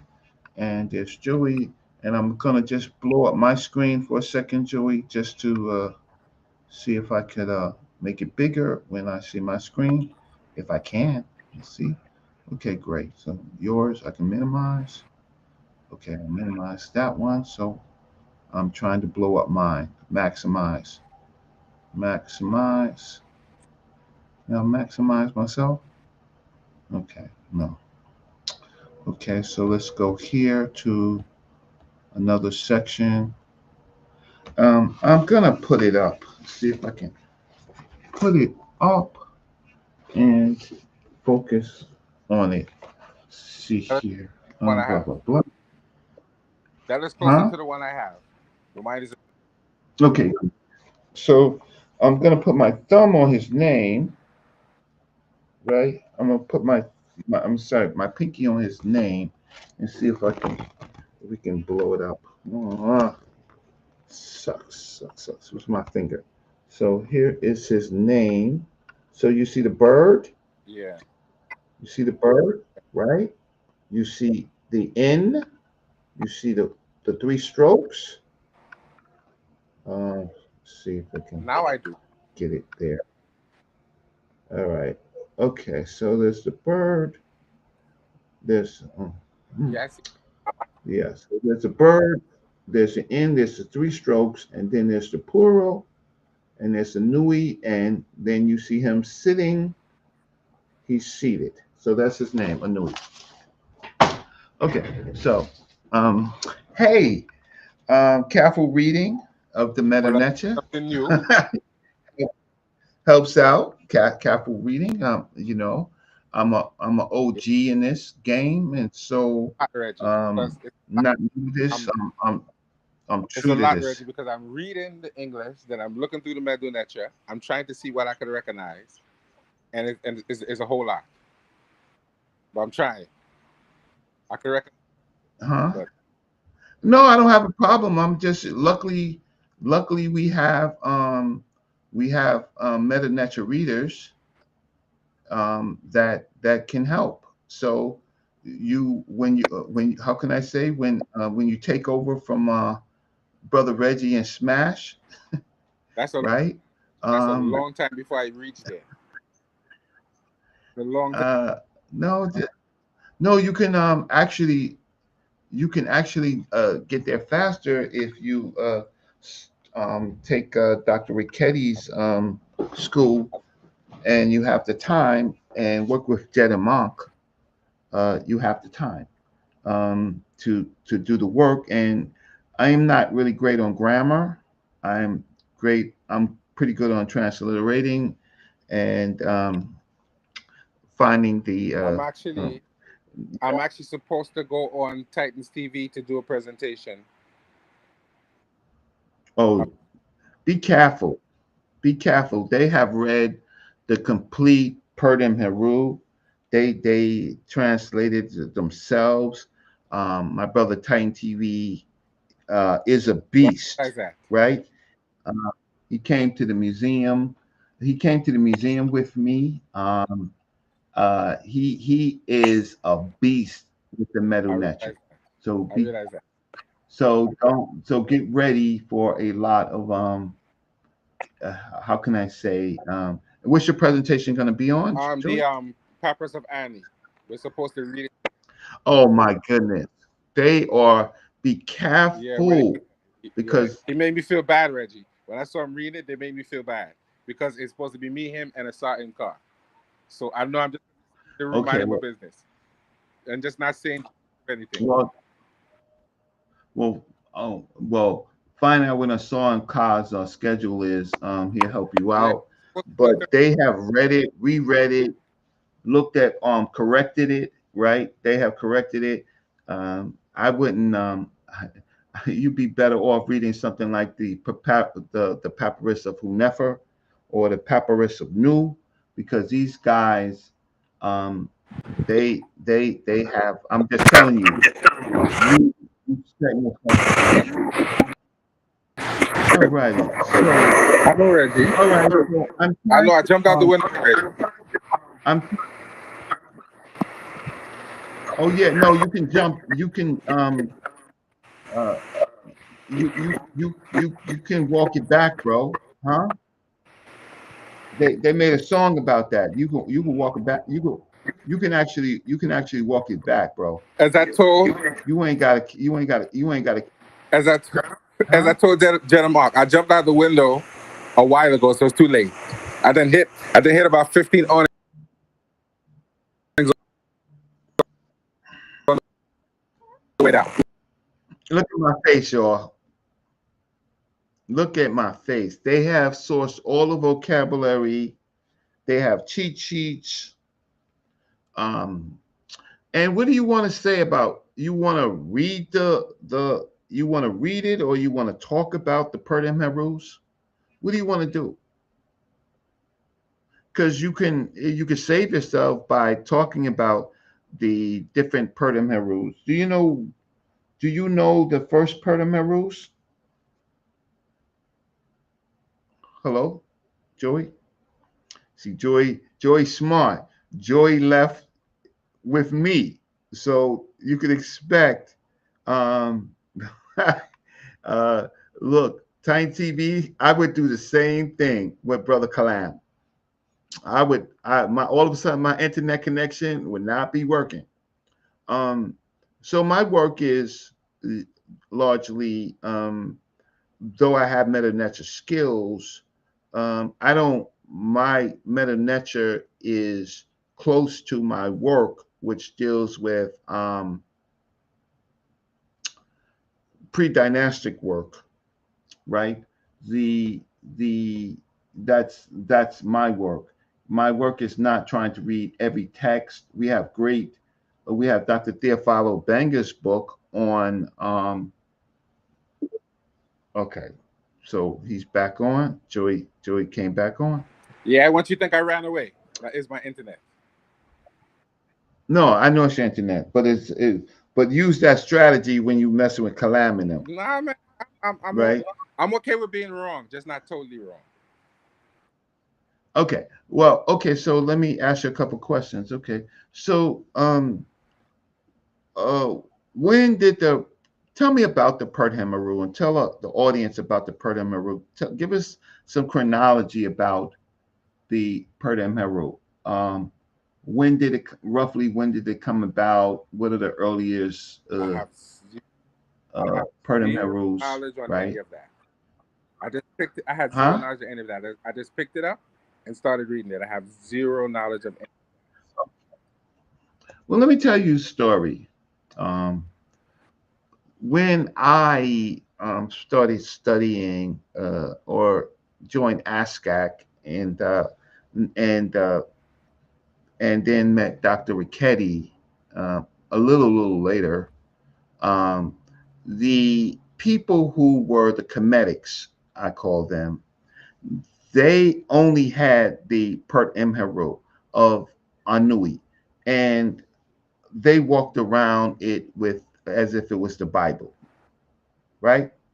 And the problem with that is that they didn't understand that it was late. Uh, it was a very late edition of the Purda Haru, that of course the Persian rule, first it was what you call pyramid text, and that was to kings, and then it became what you call coffin text, and that's when the the common people or the regular people, the citizens, uh, that they could participate. And then it became the Pertham rule, right? Where you would need, wow, you would need some resources to have the whole book ascribed to yourself, right? So it would be the book of the Nile Valley Africans, kings and royals and everyone, but you would get your own copy. So it's like, and they looked at it as if this was the only rendition, and they were so wrong. I'll put up my screen and talk just for a few What? minutes, and then I will. So at Yes, one point, all of the texts were really one text. They weren't separate texts at any point. yes, they were. They had they were always separate texts. They were chapters, as we call, that you will find in different Persian rules that would be consistent, but sometimes it wasn't consistent. Sometimes it was specialized. So for the people, let's just go over here, right? Okay. So here is probably one of the first sentences, well, people say it's the first sentence, roughly, and it's from Ses per Ibsen. And you can see it says right here. See if I can blow it. Let's see if I can blow this up. Right. So this is now my work with Jet and Ankh. We have found earlier sentences that predate this. Right. We actually found early sentences that predate this that are not what do you call stamps. But we found a great one that hopefully Jedamok will write a paper on and maybe actually present in one of these Egyptological forums. Um, uh, you know, you, it, uh, normally they allow only PhDs to present, but uh, Jedamok has some really great skills, and so he's been able to find topics. But anyway, let's just read this. Seth, this is the two for set, and here it is per ib sin. Per, you see per ib Yeah. sin, right? And then you find out that he is a scribe, that he is a scribe, and I can't really see this, but this is a place. Um, uh, and it says, and then it says, set in a place, and that he's a scribe. This I can't see right now. Let me see if I can find it in another place, and then I can see exactly what's going on. But so people didn't understand that Set was a very important character, and Set has nothing to do with evil, right? Um, he becomes the vindicated one, right? But it's about kingship. So it doesn't, in this particular section, it doesn't say what that sentence says. So I have to go and find out somewhere else.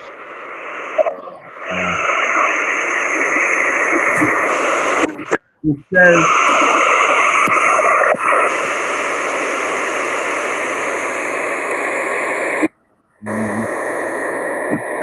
let's see if I can move his mic. See if I can Okay, so I'm not gonna mute his mic. I'm gonna just wait till it clears up. So with this, what their transliteration is, um, their translation is the um, set who set per Ibsen, the king, and then they're saying that this is a tribute to the people of Setro, but I see this can't be right um, because I see that he's a scribe, Set, and this particular um, uh, uh, this I see kasut. I see kasut here. So this is not a very good translation of it, but we have meta skills, and so we can actually see that they're talking about this place, and I can't see it clearly, so I'm gonna go and see if I can find somewhere that is clearer. So per Ibsen uh, text and see if I can see. I see per Ibsen. Uh, okay, so this is a better. Okay, so this is a better translation than the one that we saw before. So let's see if I can find. Uh, let's see where this is. Uh,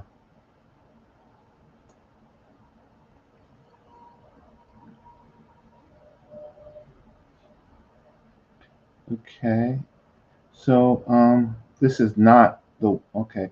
So we definitely see that this is the Nosut Beatty.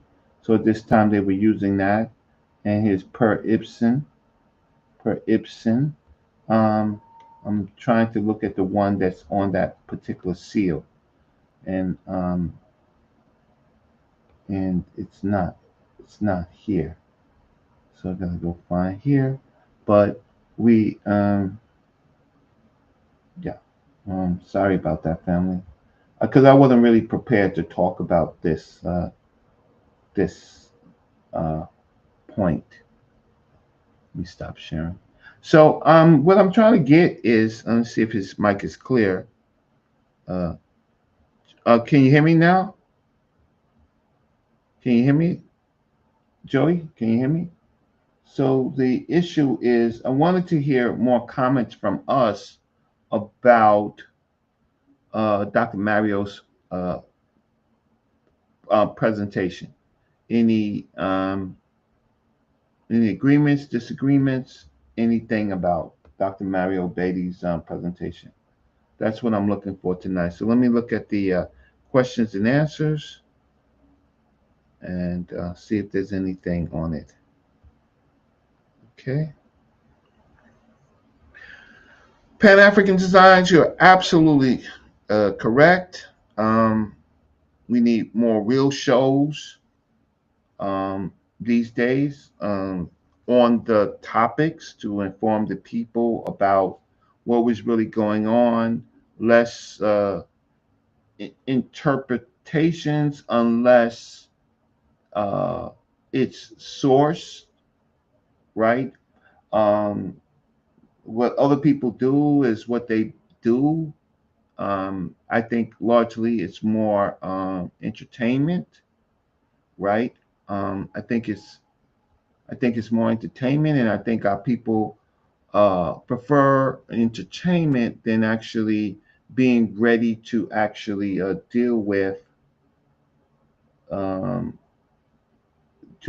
deal with real scholarship. Let's see if this one is better. Share screen. Okay. Let's see this one. Because then we can never be ready for the Europeans, and so it's so funny. People in our community would shoot someone like me down, but I'm I'm the one that you will find talking to the scholars. Um, I'm not necessarily, I have spent a lot of time talking, trying to teach people, but when it really comes down to it, you will see me and now, well, there's others. There's Garfield that's talking to scholars. There's Ankh that's talking to scholars. There's Smash that's talking to scholars. Um, um, but on um, and agreeing or disagreeing. Uh, Myself and Smash, we will hold the scholars. There's a song Ka. Um, we will hold the so-called scholars, right, to the issue. Like if you are, can you read the meta nature? That's number one. I hear you, but can you read it, right? Or you're going to make a mistake and cover it up, or you're going to look at a word and not put it in the context of the sentence, um, or you're going to argue that it's not about skin color without any evidence, or you're going to admit that Kemet has something to do with the Apis bull, the Menwer bull, the Bacchus bull, right? And that the animals had black markings, and you're going to tell me that those people did not recognize that when they made that those animals sacred or venerated, right? Or are you going to leave that out because you want to leave it out, or are you going to say, and when you translate Kemet with the A1-B1 glyph, the people glyph, right? Or are you going to say is that people of the black land, or are you going to say is that the people of the black, or are you going to say is it black people? So we're going to do grammar on you to find out. It don't say black land because it's so stupid. Their arguments are so stupid because the Newick glyph is not even in the land portion. It's the O49, and O49 is in the category of buildings and structures. So it would not be no cultivated land as they lie to you, us, about. It has something to do with structures, and that would fall into towns and cities. So Kemet with the Newick glyph would be Black City. Kemet with the A1-B1 glyph would simply be a black city. I mean, a black people, right? It would mean the black people, right? And then Kemet with the E1 glyph, which is the cattle, would be the black cattle. It's not the cattle of the black land. It's not the cat. It's simply Kemet with the E1 glyph is simply black cattle, and that I could find more than 20 translations of it of being black cattle. So now when I replace it with the people, then it's black people.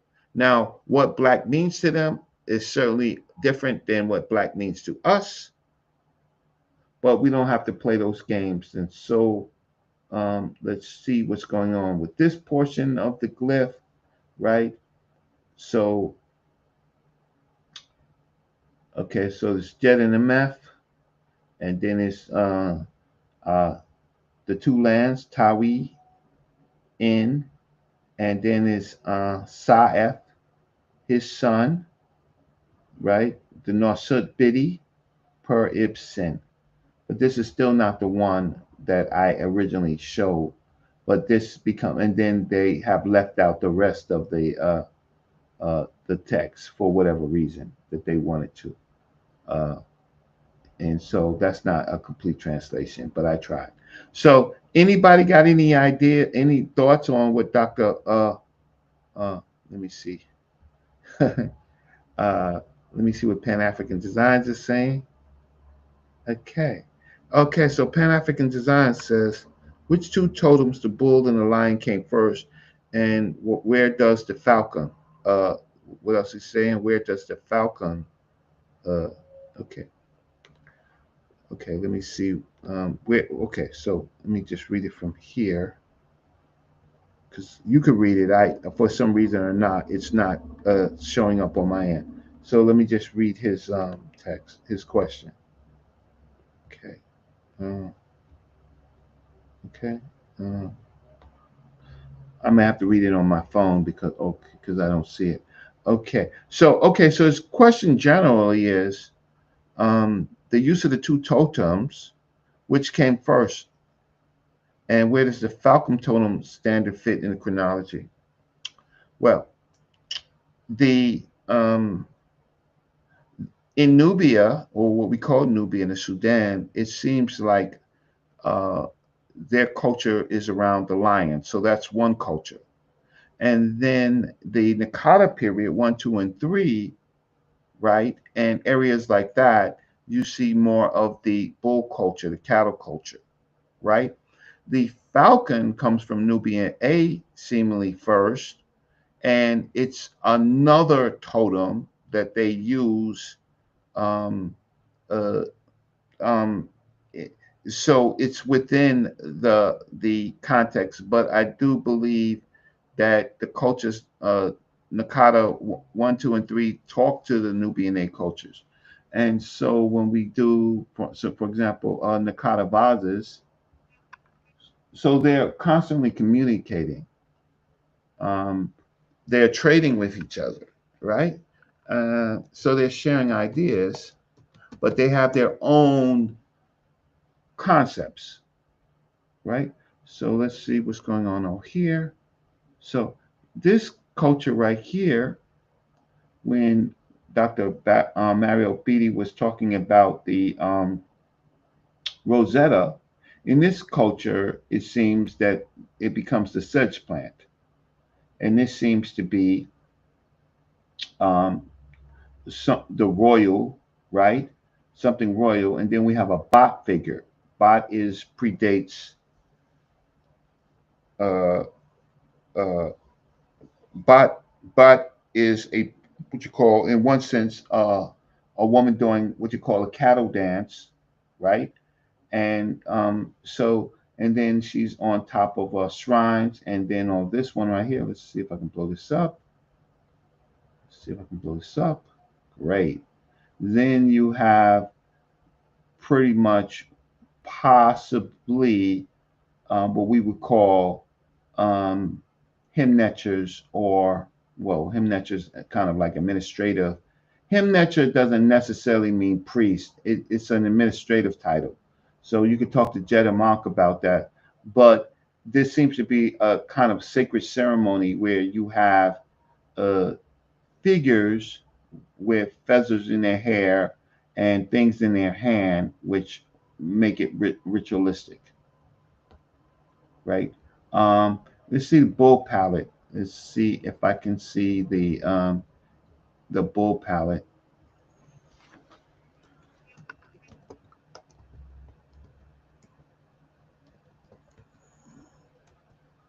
Spelled it wrong. Sorry, but here in the bull palette,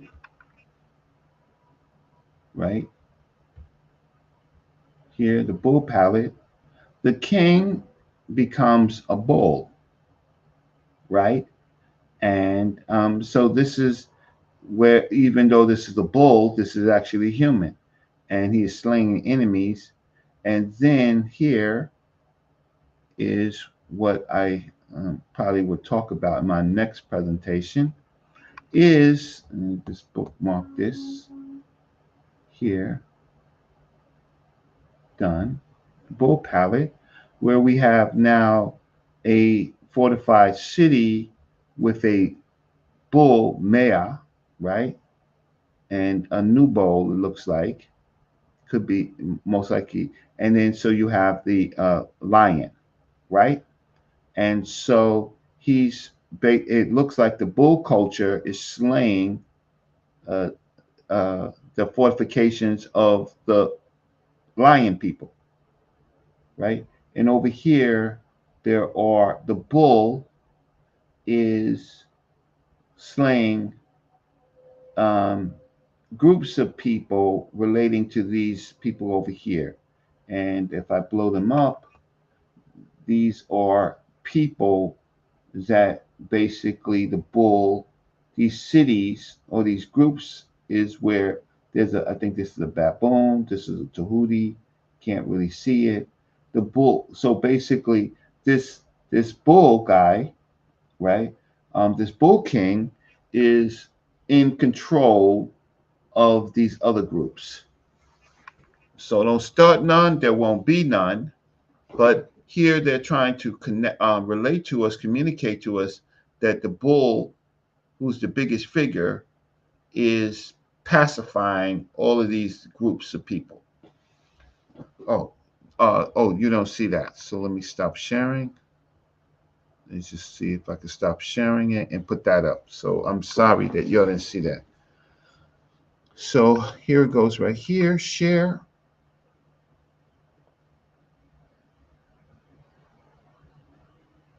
I am so sorry I didn't see it. Okay. So this is what I was talking about, and let's see if I can minimize here.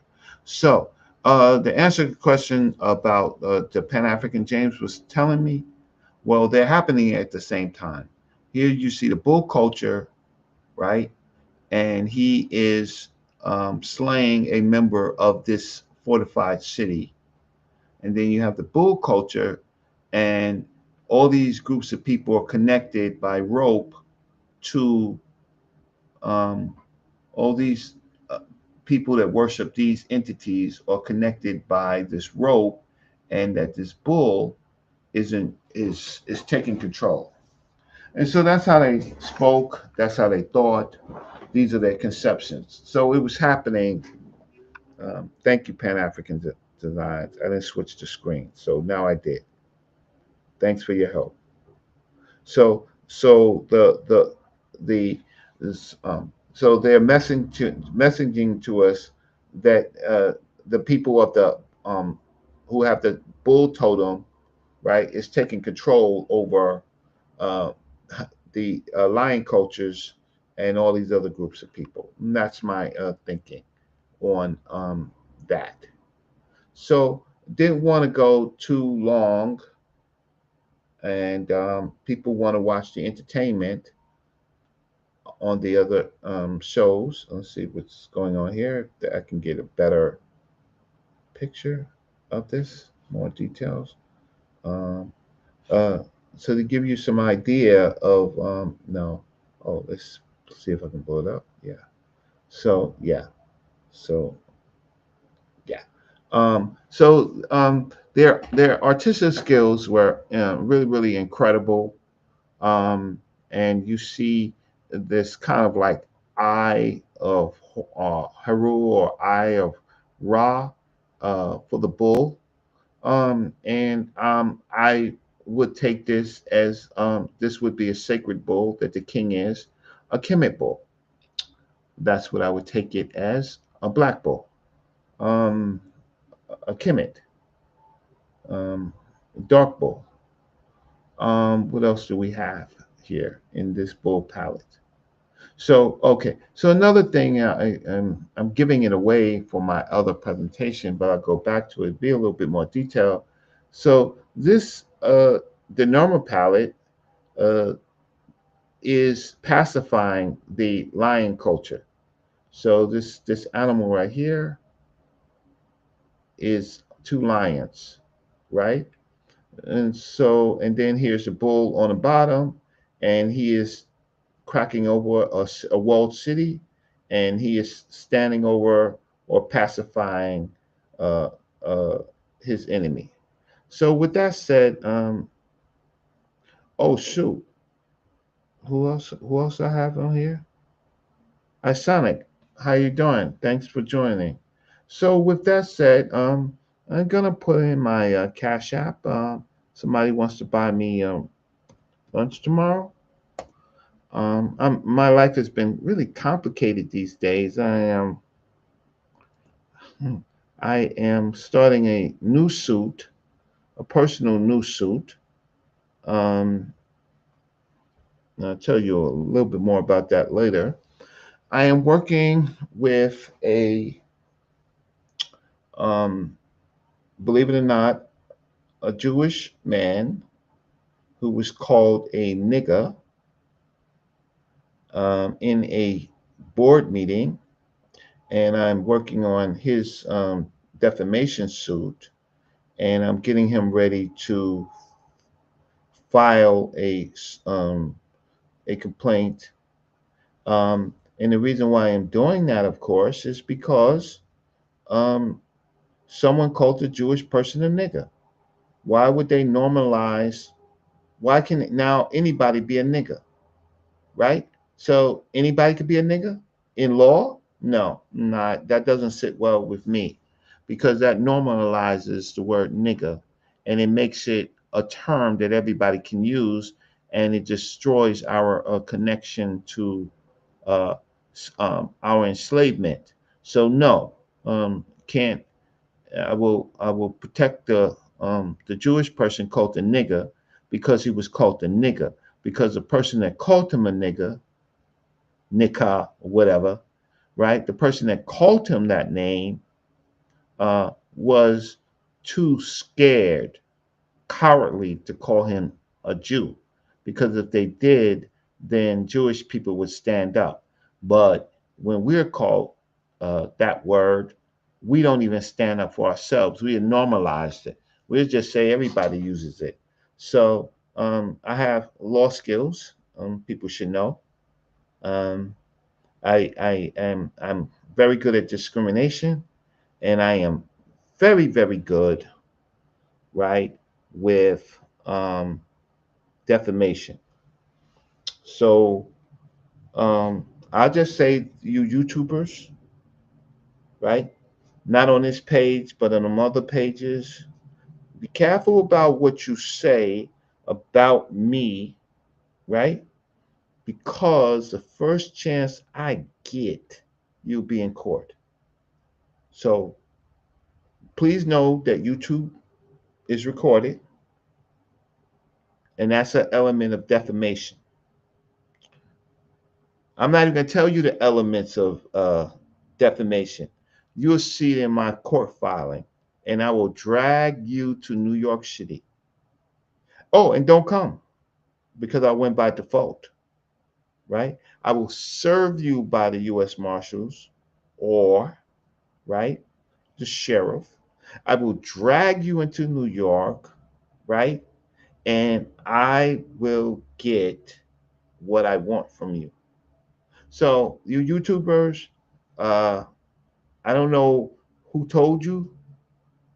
And then you people who watch or stupid enough to believe those people, I will drag them. The other thing is, since I did go to the Diddy trial. I didn't go inside, but I went outside on the first day, and I was able to interview Jaguar Wright, and there's some other people I want to interview. So I've seen it, and I've been following the Diddy trial. Um, these are things that we get so narcissistic that we think that we can do this to other human beings, and whether he walks or he doesn't walk, he's destroyed his life, right? I mean, he's basically on site. So the rest of his life, if he prevails, he'd be spending it on security, right? Um, for him and his family, because what he's said and done on the is on site, and if he does not prevail in his legal matter, then it's on site in the prisons. It's an unfortunate story. Um, I'm not again going to say whether he's guilty or not guilty, but I know a lot of you don't know the law and you don't know how the federal government works. Federal government, when they're losing, they'll rearrest you and throw another charge on you, right? Um, and the other thing is that they have your taxpayer dollars. They have unlimited resources. You as a defendant with the feds have limited resources, and that if you don't make bail, you're fighting the case inside, so you have less access to your lawyers and your life, and it becomes frustrating. And the federal government is not our friend. They don't play fair. They make cases. So Puff Daddy, Diddy, Sean Combs, whatever his name is, he's made himself a target for the feds, and the feds is interested in their type of justice and your money, and they give you baseball numbers and in months. Mm. So I've been interested in that because there are things about that we're hearing that our people should not do uh, to ourselves, to our people, allegedly, right? We people with money seem to, even our own people seem to put people in slavery. What's this? What's he saying? He's saying Pan African James. Um, that's wild that we have to sue our own people to stop them from calling non-Africans niggas or niggas. Well, I'm not suing, but I am. I'm not. I'm not suing, but that's how I actually make extra money. That's how I make money. I take cases. So some pro se cases, and so the issue is that uh, the client is upset about it, and I'm upset about it for different reasons. Like, so if that person called a non-African a nigger, that person has no problem calling an African a nigger. The word nigger is not something that you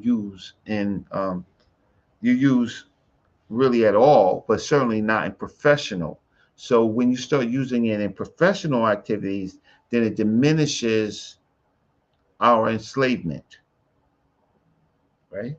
And I can fashion a complaint about that, which I have, and it translates into money. It translates into uh, damages. So for the people uh, who might be listening, have different. Um, well, first, it's my job, and second, I'm not a lawyer, but I have great legal skills. But the fact of the matter is, I see a problem with using that word in professional settings. Shouldn't be used. So I'm trying to make sure in New York City that word, if it is said in a professional setting to a person like us, that there is a case that people can point to that you should not do that. So it's about creating case law. So I not only create YouTube topics, I create case law. I created case law on my own issue.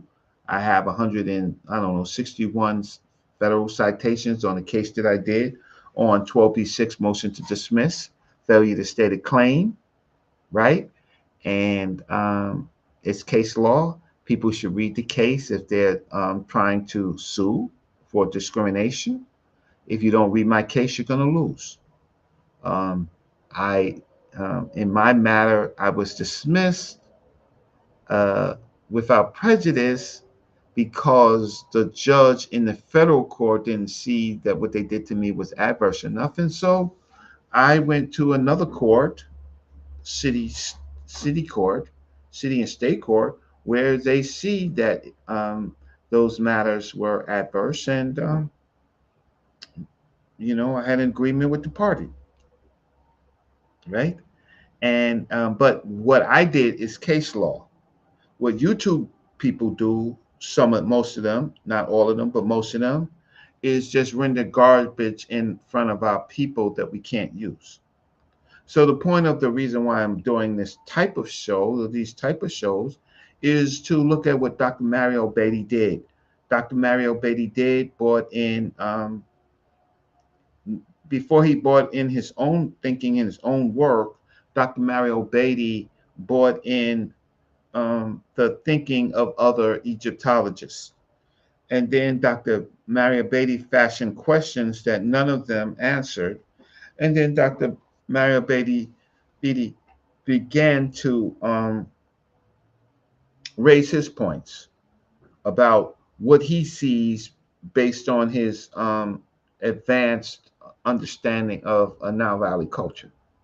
And I will do a part two to show you what I see, and it won't go against Dr. Mario Beatty at all. No, it is what Dr. Mario Beatty is calling for us to examine. And I see the Questal Incense Burner as, in another context, an example of early writing of Africans until it gets into what I just showed you, first sentences, um, uniform writing that we will find throughout Egyptian culture, what we call Egyptian culture, right?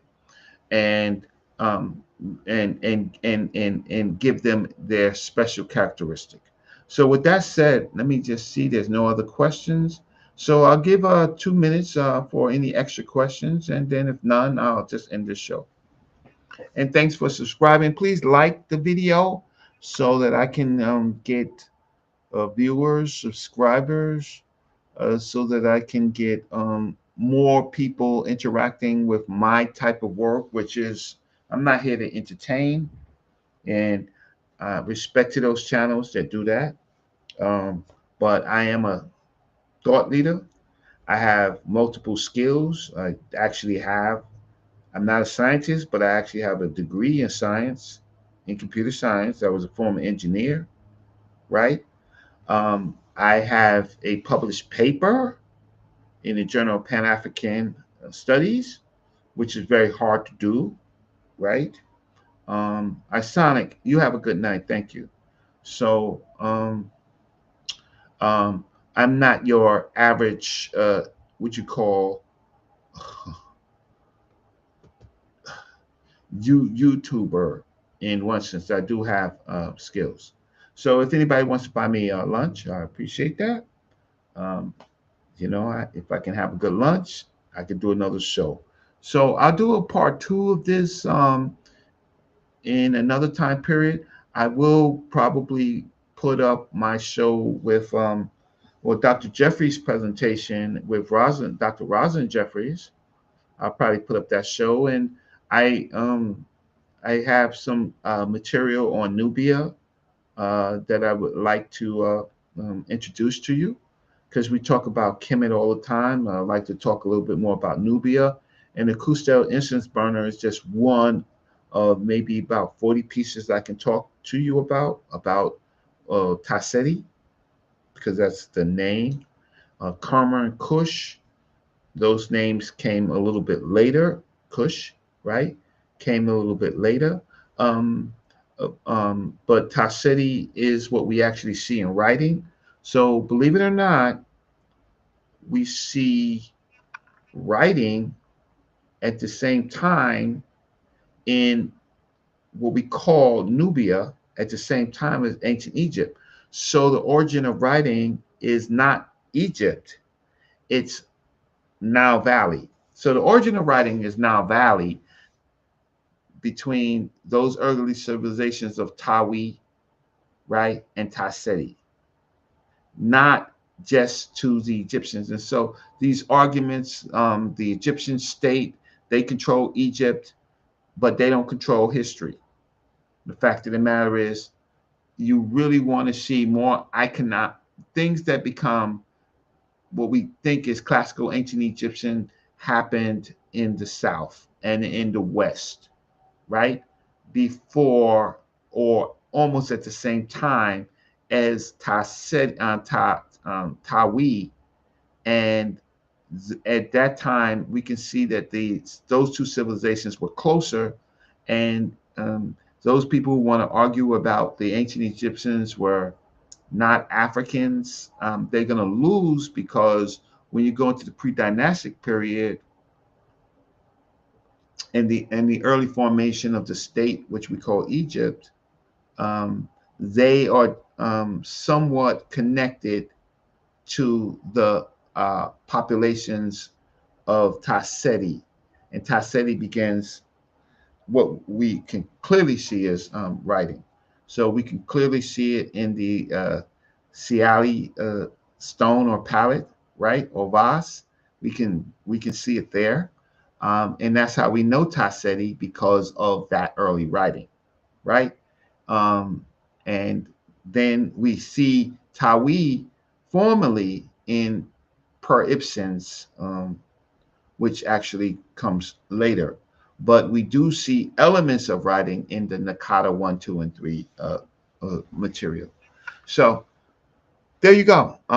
If you think it was worth it, if you like what I talk about, the way I talk about it, support the channel, tell your friends, um, and watch the space. I mean, you have Asoran Ka out there. Shout out to him. You have Camdyverse out here. Shout out to him. My brother Smash. Uh, he has lots of Christopher Wizards. He has a lot of great people. Um, if you want to learn Medu Nature properly, formally, you would go to Dr. Ricketti's school on Medu Nature, right? Then you will meet Jedamon Kekere, and you will meet Baba Bonacci Montgomery, and you will meet several other of their helpers like Sister Monica, right? And others, right? And there you go. So, Joy, what's going on? Last words? Oh, wait, hold on. Somehow I got you. Let me see. Where is your speak, Joy? I can't hear you. Somehow you're muted. Um, can't hear you. I got your volume up. I just don't hear you. So come back in, come back in, and then yeah, thanks. And thanks for viewing me. There he goes. You can hear me now? Right? I'm just saying I appreciate you. Good show. I'm kind of in the bushes a little bit, so you could always just, keep it on the show and, let me know what you think. I'm doing my best with what I have. Yeah, you jumped out, but don't. If they say Ani, watch this. If they say Ani, then you could trap them. Get that quick At win, least. right? Right. Once so you just trap them. So you just ask them, who's the parrot Emheru for? And if they say Ani, then you get a quick win. It's a Nui, right? And then after that, you are how can I say? You're on the All right. you you're not on a down battle. But if you can get them with that quick win, because we'll find out what they say. But let me just tell you, the Purdom Heru, uh, uh, uh, these there's another it was Tutmos Tutmos the second, the third, I think, Hatshepsut's stepson. It was in his reign that the Purdom Heru began. Mayor Hepri is one of the first Purdom Herus, and his was not about a kingship. His was different. His was about he was a fan bearer. And so his Purdom Heru was one of the first common. Now he wasn't common; he was royal, and but it wasn't about a king. So then his became more of the regular and common people than what we call a king's Purdom Heru. And of course, it came from the coffin text. Coffin text spells become Purdom Heru spells, and then prior to that, pyramid text spells become coffin text spells, then become Purdom Heru spells. Anui is just a scribe. There are Purdom Heru to women like Amon Nani, that's in the Metropolitan Museum of Art, which is one of the largest Persian rules for a woman. And so, good luck, Joe. Well, I think I'm gonna be all right, Reggie. I'll be okay. I'm gonna do the best I can do, man. Good luck. And reading the primary in the Persian rule, reading the primary in rule is a little bit different than reading the Wallace Budge, right? But you have the primary, so that's great. Primaries is really harder Yeah, sometimes to it read. is. It is. It is. Yeah. It just So runs together, and somebody like me who don't really know the language is a little harder. But I'm gonna go through it, and in the next year you're gonna see the difference. okay, them dudes in the UK, they don't play because they need to do this because they do a lot of stuff with Islam. A lot of the arguments are with Islam, and Mount Valley has always been discounted by some groups, even though Islam learned a lot, or the people of Islam learned a lot from the culture of Africa. So they had to take that path because there are a lot of Muslims in the UK that relegate uh, ancient Egyptian culture to pagan culture. So there you go. So with that said, I'm a little All right, winded. brother. I'll talk to you later, eh? Yeah, and thanks everybody for viewing. Please like the video, and so I can get more people on and more views, and then one day get monetized, right? So I would appreciate that if I could get monetized, and then I could do more shows. And but thank you all for your support, and anybody. Let's see if anybody donated. And I know times are difficult, but let's just see if anybody donated because I don't want to. And thanks, Tall God Heru, for coming out. Um, Due diligence for coming out, and so it doesn't seem like. Let's see, social. Anybody? No. So for this show, doesn't seem like anybody donated. So but thank you for your viewership. I appreciate it. Thanks. All right. Good night.